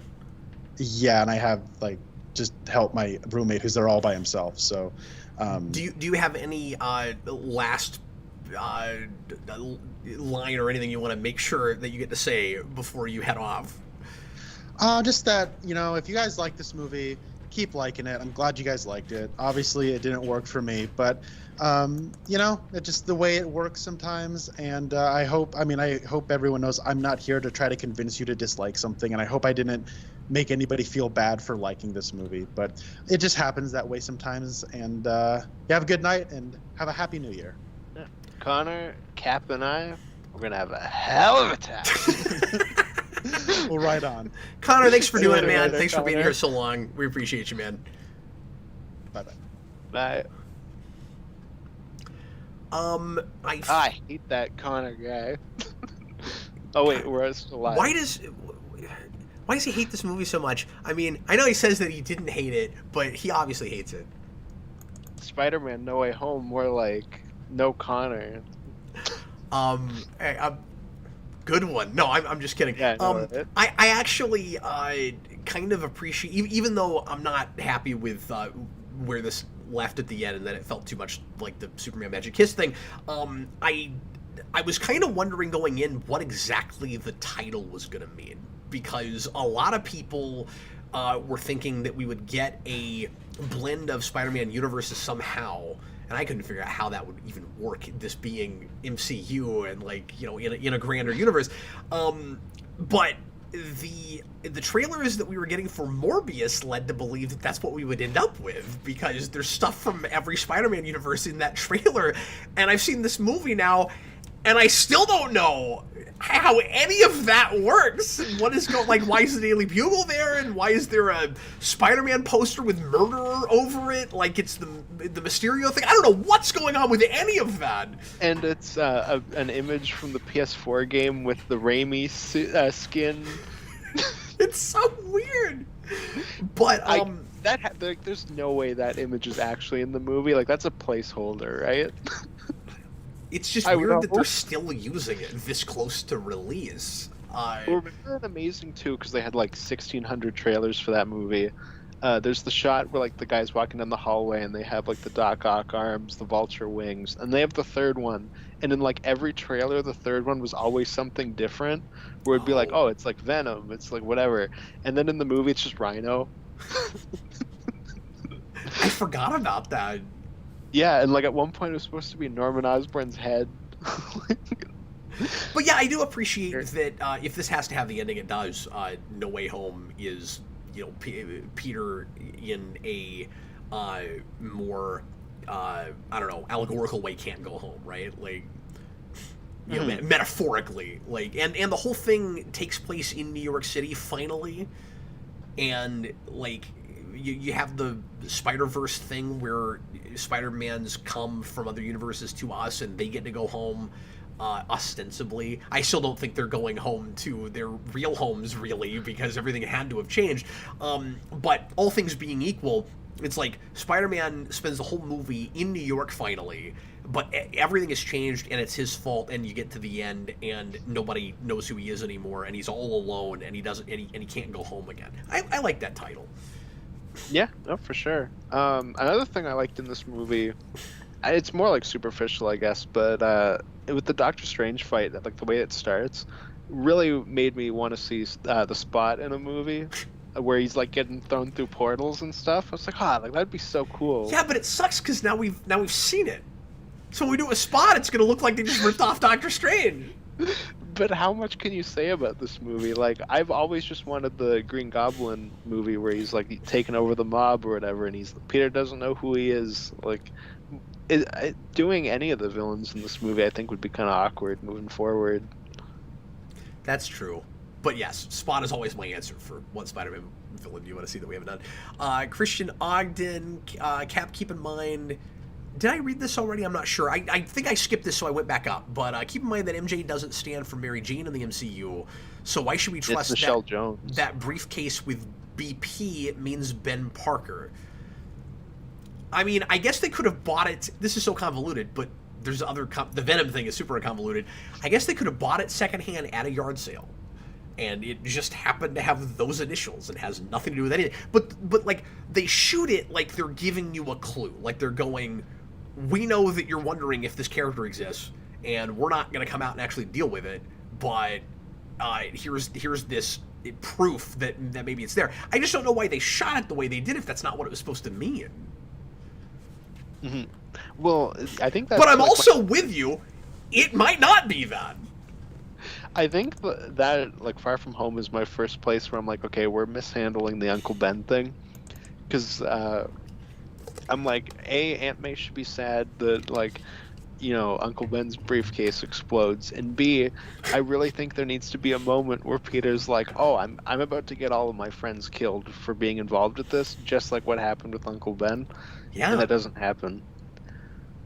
I also think I've been thinking about this recently a lot, with just like development for Aunt May. Like, I wish she was like a parent, like chaperone on the trip that they go on, so that she's there the entire time. That's a great point. Because are you with me that Homecoming? Are you with me that we've spent so little time with her that she feels expendable? So I think she's really good in Homecoming. Far From Home, she's not used like at all, and it's a shame. And I think that's what they should have done with her. And No Way Home, they try to do stuff with her, but it's kind of too little, too late. It's too late. And now I'm just kind of like, I wish you guys kept her alive so that we could have done something with her. It's very unfortunate. This is a random point, and I'm surprised that I'm remembering that I had this thought. But the first time I watched this, I kind of expected when they were dealing at the beginning for 5 seconds with the Stark tech and everything with the drones, I kind of thought Gwyneth Paltrow would show up. It's funny you say that, because this is really bizarre. They filmed a cameo of Tony's daughter coming out and like making a video in support of Spider-Man, but not Gwyneth Paltrow. That's bizarre. Yeah. Because she is in the first movie. Mm-hmm. There's every reason to think that she might have had a cameo here. Yeah, exactly. No, Tony's daughter was supposed to. That's weird. It's very weird. I think the opening is very cut down, though. Like, I feel like that's way longer than it is there, and like we would have gotten more with Matt and like the courtroom They're stuff. half treating it like Happy runs the company or something. Hmm. Like he doesn't, but I mean, he's got access to everything. Like, oh, Yeah. speaking of that, real quick, there's something I meant to mention earlier because I said that there are some I think legitimately clever things that are at least suggested, if not like really dealt with enough. I really like the stuff with the arc reactor, and I wish somehow we could have done a little bit more with that. Because you take this is the kind of stuff I want from this sort of crossover thing. Things that are major in this universe that they didn't have in the other universe. Power of the sun in the palm of my hand. That's a repeated line I didn't mind. I might Oh, he'd say that was again. pretty good. Power of the sun in the palm of my hand. We have that in the MCU. He gets to pick it up and touch it, and if only Tony Stark existed and had that in the other universe, he wouldn't have become the villain that he is. Like, that's cool. And then, Electro, what happens if he gets his hand on that? It might have been cool if the whole thing revolved around the arc reactor. It was just, what if, each of these villains got their hands on it? Again, Sinister Six, they all get an arc reactor and they do crazy stuff with it. Like, that would have been great. Stop suggesting Iron Boy things. Okay, but they're already People don't there. like that. They're already doing some of that stuff. And at the end of the movie, know. he's going to get away from the Iron Boy thing and make his own costume. By the way, that costume looks great. It looks great. I wish we got like more of like a closer like look at it, but does look really good. It's so shiny. It is weirdly shiny. No, but I think it's love like it. one- I love how shiny it is. This is not a thing I have thought of, Austin. Logan Dodd. Why didn't Doctor Strange just erase everyone's memories of Mysterio? I mean, seriously. Stop blowing holes in my film. Is he right, though? Would that have done it? I would think so, yeah. I mean, I guess that you would still have. This goes into like the whole other thing, which is just like you have like news broadcasts, like stuff like that, where like Yeah, people lose their memory, but you have evidence of things? Does it erase those things? Well, that was like a whole thing apparently, was they were going to do like a Back to the Future thing where it like showed pictures of Peter Parker like disappearing, and then they cut it. And they're like, we'll deal with it later, maybe. Oh, interesting. I think it's funny how so much of what you brought to the table tonight is here's what this movie was gonna be. Like, it's crazy just how much information there is. Yeah, well, it's interesting too because I also like follow like news and stuff before movies and like leaks and things. And the one leak that like pegged this movie, like I think right before the second trailer came out, because I remember reading it and then I saw the trailer and I was like, oh, like it was that. It's interesting when you see with a movie like this where they have a lot of reshoots because they're not like working off a script or like they're just changing things, is that you see like you'll get like something that's like 98% correct, and there's just like weird details that are weird. Like apparently there was a lot more like nostalgia line stuff that got cut out of this movie. Probably That's for the kinda best. nice. Yeah. You know there was like a 3.5, 4 hour cut of this movie, right? Hmm. I just want the scene where like Electro is doing the beat to Itsy Bitsy Spider while Green Goblin sings it. That's what. Not exactly that, but that's what Jason said. He was bummed the dubstep thing wasn't there. Because Jason watched Amazing 2 because he hadn't seen it in a long time, just before we went to this movie, and he was like, I don't know why they didn't have Electro do a silly singing thing. I remember that when I first saw Amazing 2, I didn't catch that that's what they were doing. So Andrew Garfield just yells, I hate the song, and I was like, why did he just say that? What song are you talking about? Yeah, it's not. You have to watch it a couple times. It's not super clear. Mm-hmm. Yeah, exactly. That's one of those ideas I've never known how to feel about. Like, it's clever on paper. I don't know how I feel about the execution of it. I just think it's really dumb. He's like hitting metal beams that make beats. So why is that what you're doing? You can tell that a lot of like Feige's notes from Amazing 2 made it in for stuff like that, where it's like for this movie with Electro, he really liked the idea of Jamie Foxx's Electro, but didn't like their execution. and then he shows up here and he's a completely different character. Well, and here's what's interesting about that. We had that interview, and like I always second guess myself and wonder if I'm remembering things correctly, because I don't see how this could possibly be true now that I've seen this movie. But remember how confusing everything we were hearing about this was when they first started filming, where it's like, we're definitely going to have Alfred Molina's Doc Ock, and it's definitely going to be the Doc Ock from that movie. But Jamie Foxx has gone on record to say, I'm in this movie, but I'm not the version from Amazing 2. And then he is, but he's acting it kind of differently, and I'm like, did he understand what was happening? Like, did he just legitimately not get if he was in that universe when he said that? Like, so weird. He did say that though, right? Am I remembering this right? Well, they were like real quick when that news came out to be like, oh, it's a different Electro, which I assume is to like hold people off from jumping to that multiverse thing. But they were also like, don't worry, he's not going to be blue and all that stuff. Like, it's a different looking Electro, and like that part is true. That is true. But it Their is still that character. No sense, but well, and also, I don't know why they were so concerned about people finding out that it was multiverse, given that they had already announced a movie with multiverse in the title. Like, when it's especially it was weird, so I obvious think that already it had to be knew, what this was.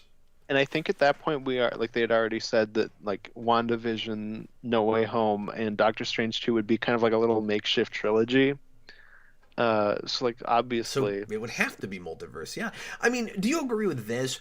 I don't mind them attempting at least to keep everybody off the scent of the other two Spider-Men, because if somehow they could have kept us from knowing that it's a cool reveal. it could have been cool. Yeah, it is really unfortunate that like everything came out. Like there was no surprise characters. Like, you know what I mean? And Yeah. that doesn't bother me as much because like I like read up about stuff, but like that could have been cool. And I at least respect Sony and Marvel for like trying. Like they could have easily had the trailer that ends with like the three of them landing, and it's like, go check out this movie. Well, and Sony seems to have learned at least a little bit from their trailer mistakes in the past. Because, I mean, you got some of the same people that did Amazing 2, where you have a 4.5-minute trailer that ends with the last shot of the last frame of the movie. It's nice that didn't happen. And the Amazing one has a shot of the after credits scene in the trailer. Well, and that's been happening more and more lately. Busted Sim. Apparently, Multiverse of Madness was supposed to come first, but I thought that it was. But COVID originally. hit and things were rescheduled, and No Way Home ended coming out first, forcing rewrites.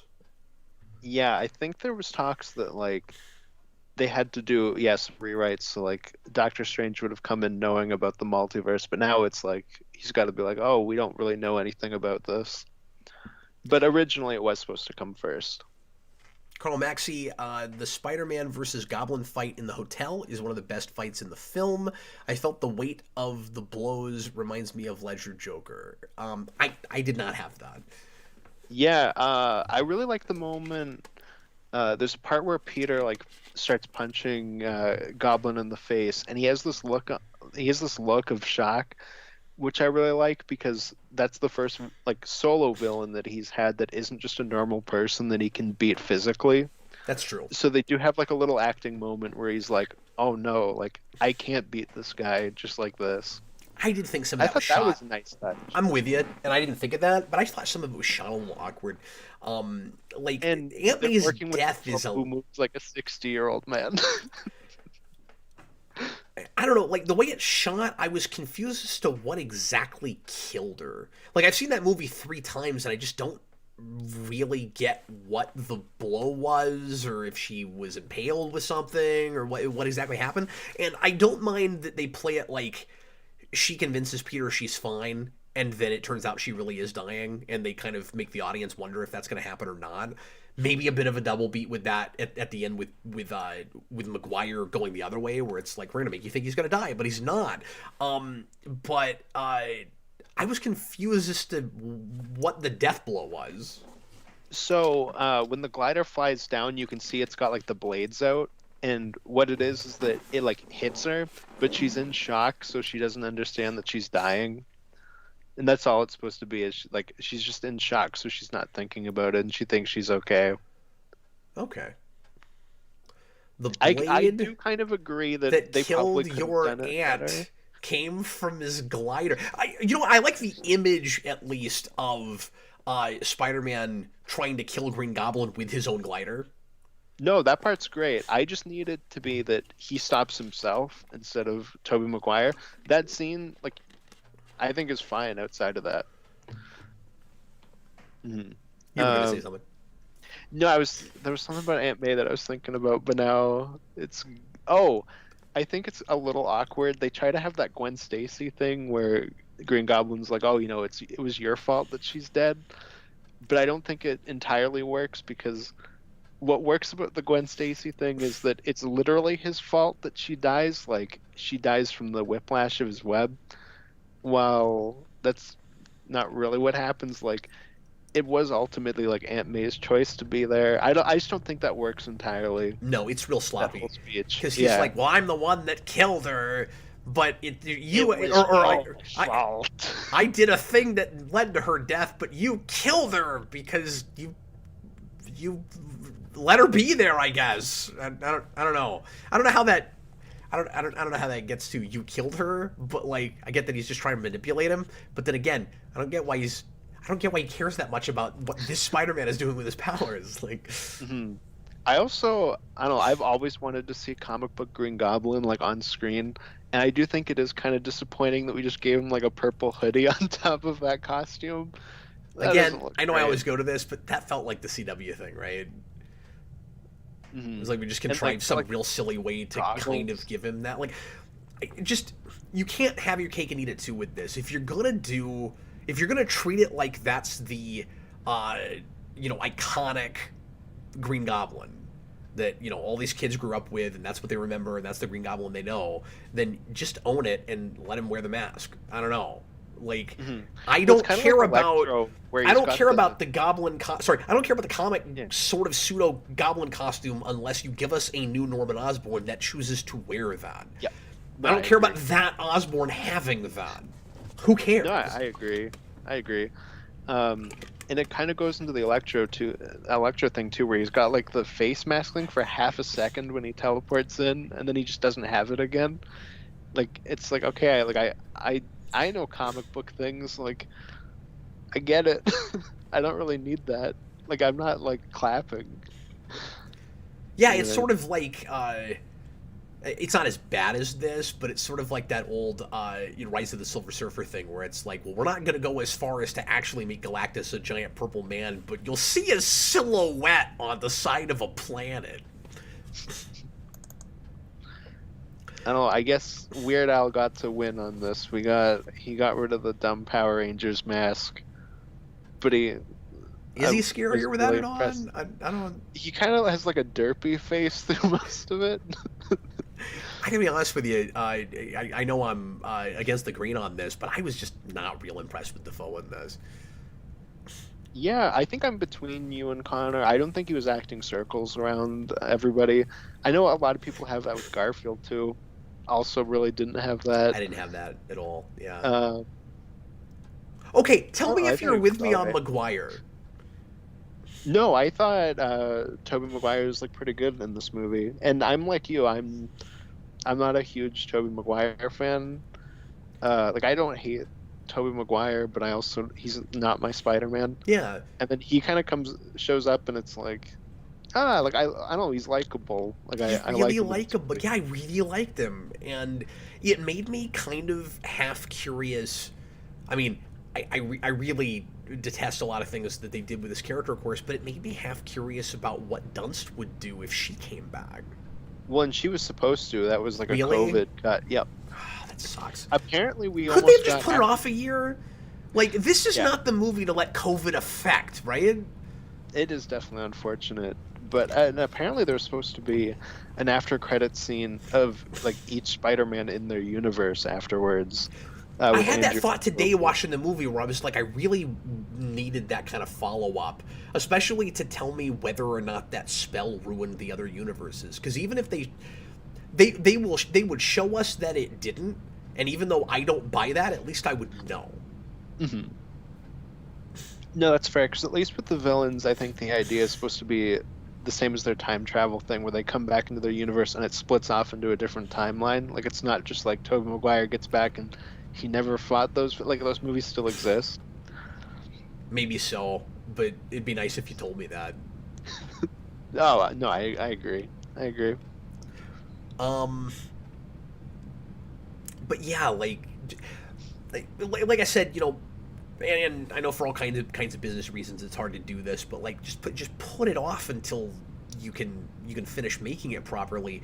Isn't it weird that the very the kind of epilogue to Endgame is a Spider-Man movie, and then COVID happens and puts off all these movies that are supposed to come out, and then they finally all drop, a few months apart from each other, and you get Black Widow, and you get Shang-Chi, and you get it's late. What is that movie called? Eternals. Eternals. And then you get this. Like, you rushed Spider-Man so that you only have 3 movies in between the epilogue of Endgame and another Endgame. That's crazy. Yeah, no, Sony's all about that, like, 2-year gap. Like, you get Spider-Man, and then 2 years later you get another Spider-Man. And, like, And in they between will you do get crappy everything they Venom can movies to that make a not bunch have of that. money. Sorry, what? Oh, no, they'll do whatever they can to make sure it does not miss that 2-year gap. Robert Cherryman, thank you so much for the super chats, man. MCU established that affecting a past timeline starts a new timeline. This is what you were just talking about. So Norman living will not affect Toby and Andrew timelines. Honestly, I had forgotten about that, but I also don't know. I don't know. I wouldn't know for sure if that extends between universes like that. I guess it would have to. I think the idea is just it would have to be, because if you change Norman, that could maybe Doc Ock doesn't even become Doc Ock, Yeah. Who knows? Okay, that's fair. Their time travel It's logic just- has yeah. always been so weird and sticky to me anyway that like doing anything with it kind of irritates me. I kind of don't want them to do cosmic things anymore because I don't think they know what they're doing with it. Well, in their time travel, I don't think really bothers me outside of the ending of Endgame. I think the ending of Endgame is the only thing that contradicts it.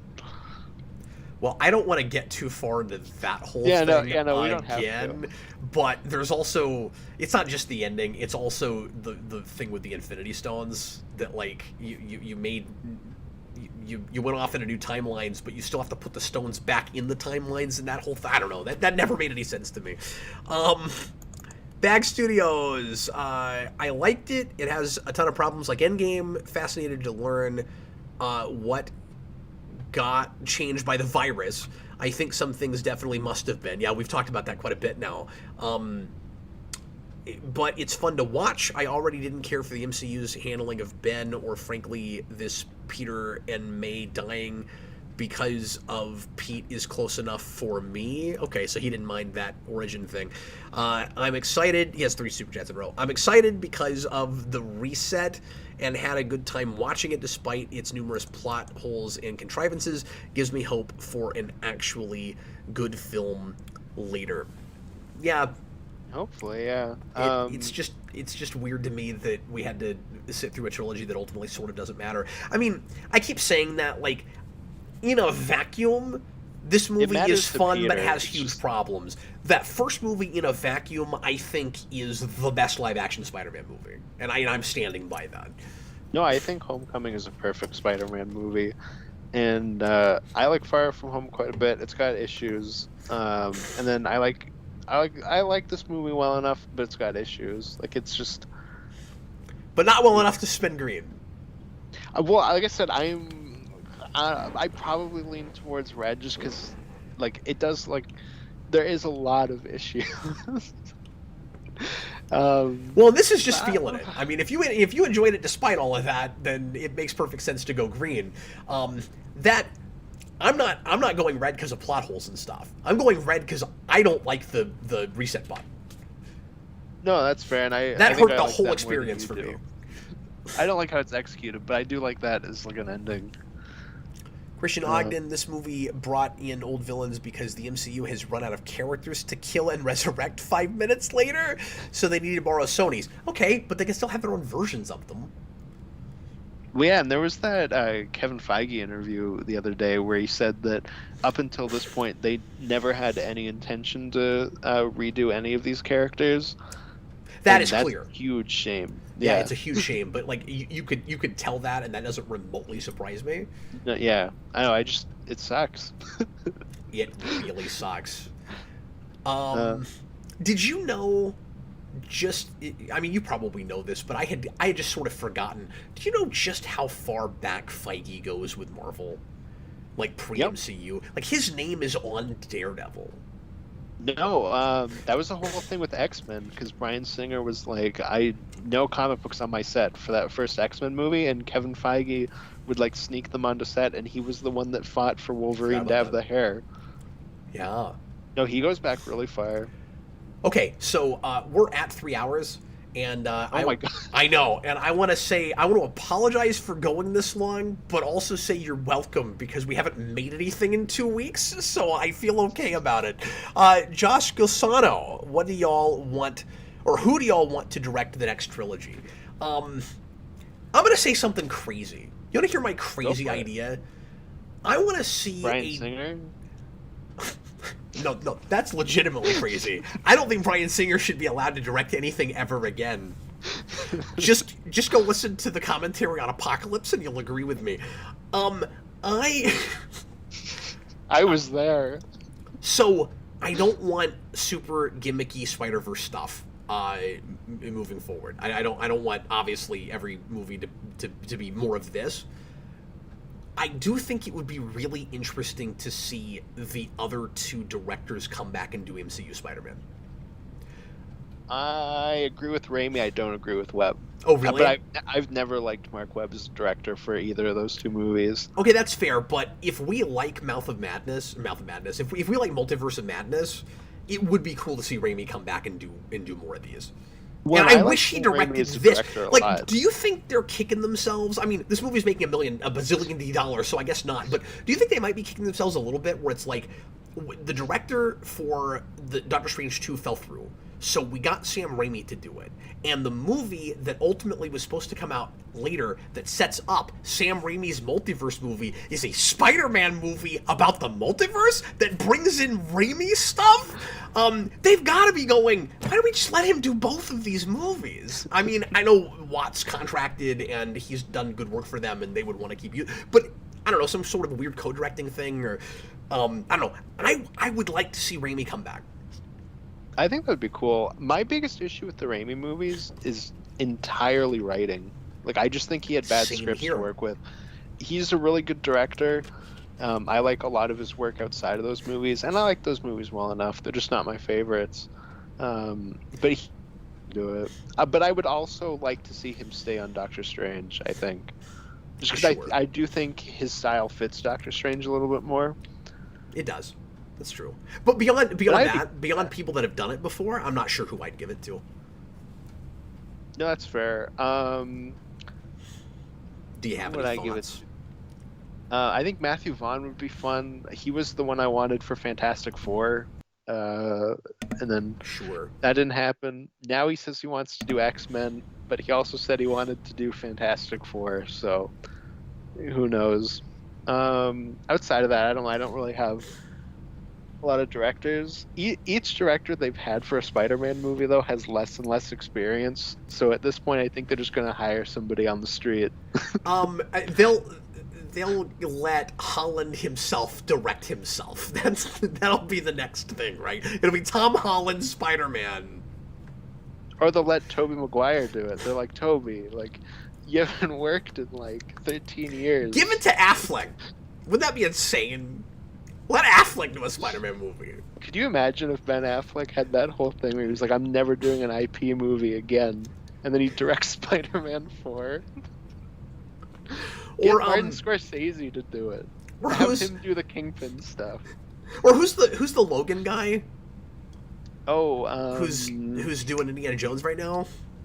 Oh, it starts with an M. If you ever, Mangold. thank you, James Mangold. If you ever finally did Craven's Last Hunt, that's the guy. Yeah, well, and that's a thing too. Cap is like, what do you think they'll do for a trilogy? Because I think we could possibly see like a Black Suit Saga through 2 movies and then Venom in a 6th. Knowing they're doing Secret Wars, I would love that. I think it would be so weird if we built toward Venom while we have a freaking Venom franchise going on in some other universe. Just introduced an MCU Venom. Yeah, I know. Like, a lot of people I've heard want them to do like Flash or Scorpion Venom in the MCU with Eddie in like the Venom movies. See, their Flash doesn't that make I sense want for that. that. You need a military guy. You just do.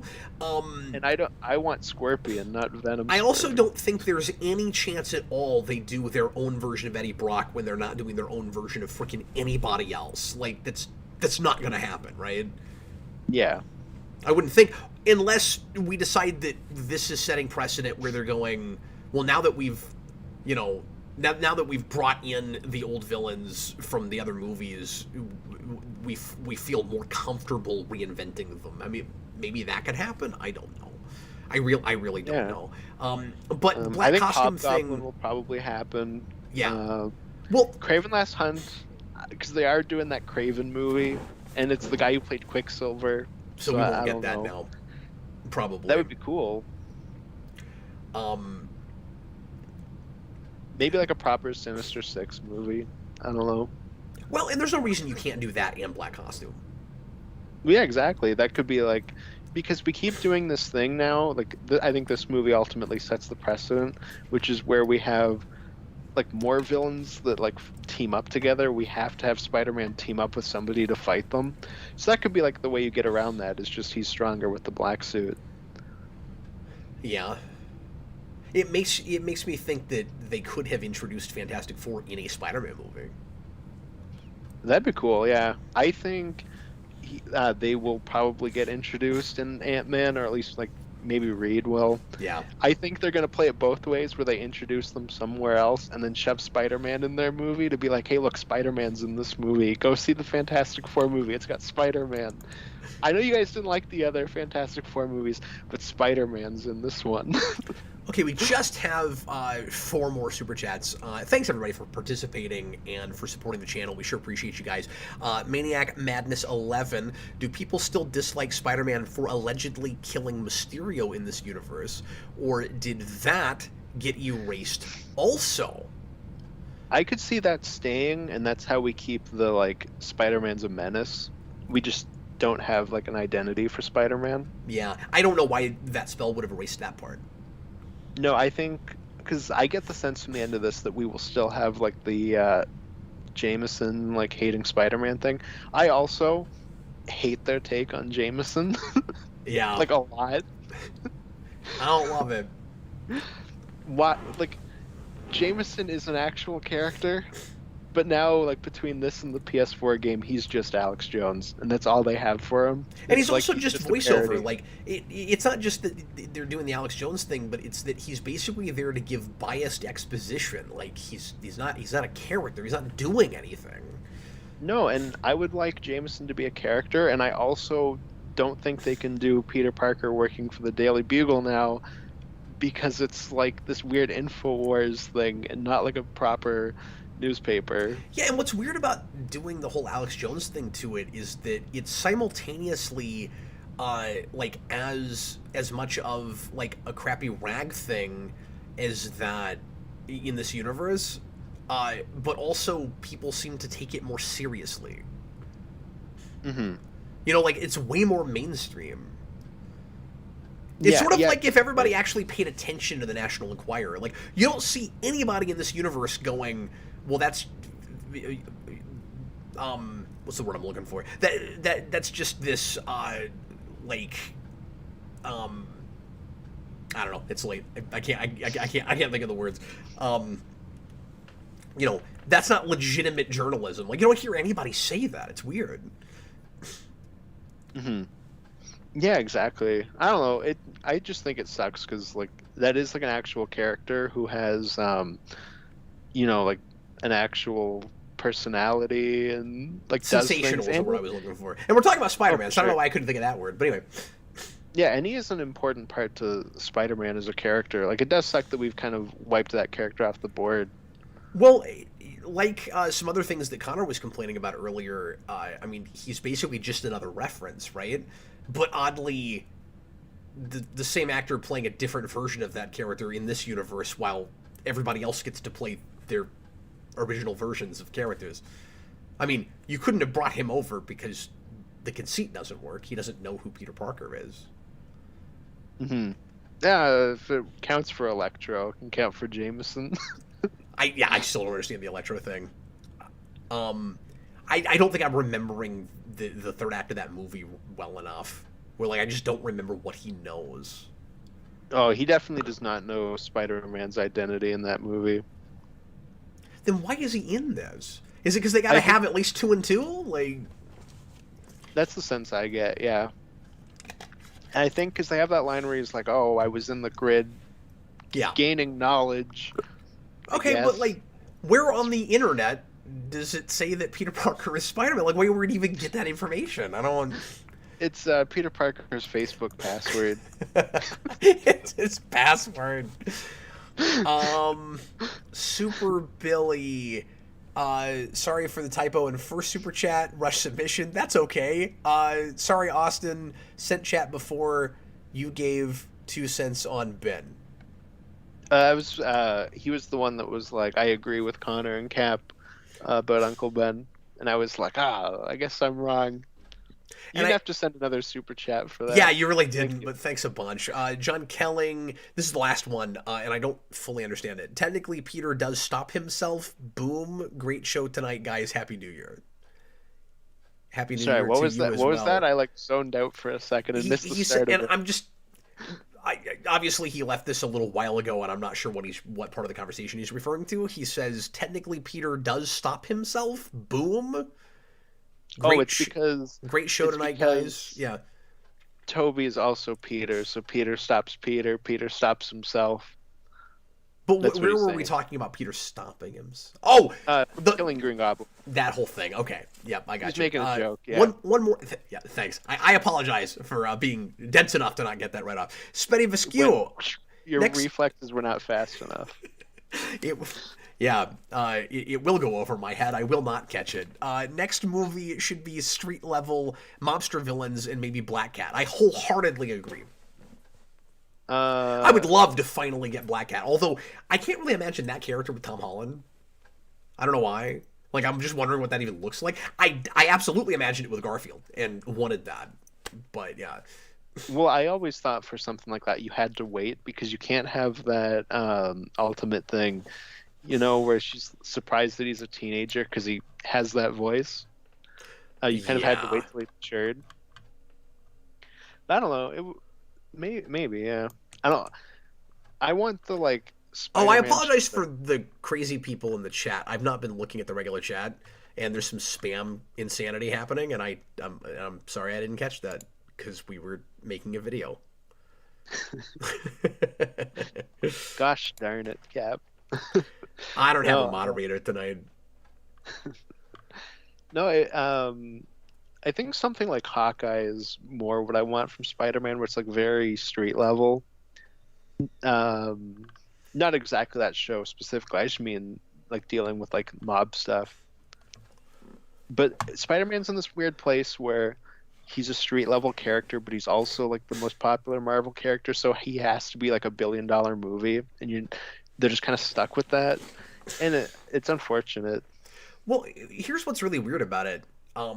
Batman had that same problem for a long time, and it seems like now we're finally wending that back around to what it always should have been with the Batman. I mean, obviously we haven't seen that movie yet, and I don't know if that's going to be any good, but that does not look like a $300 billion movie. Hmm.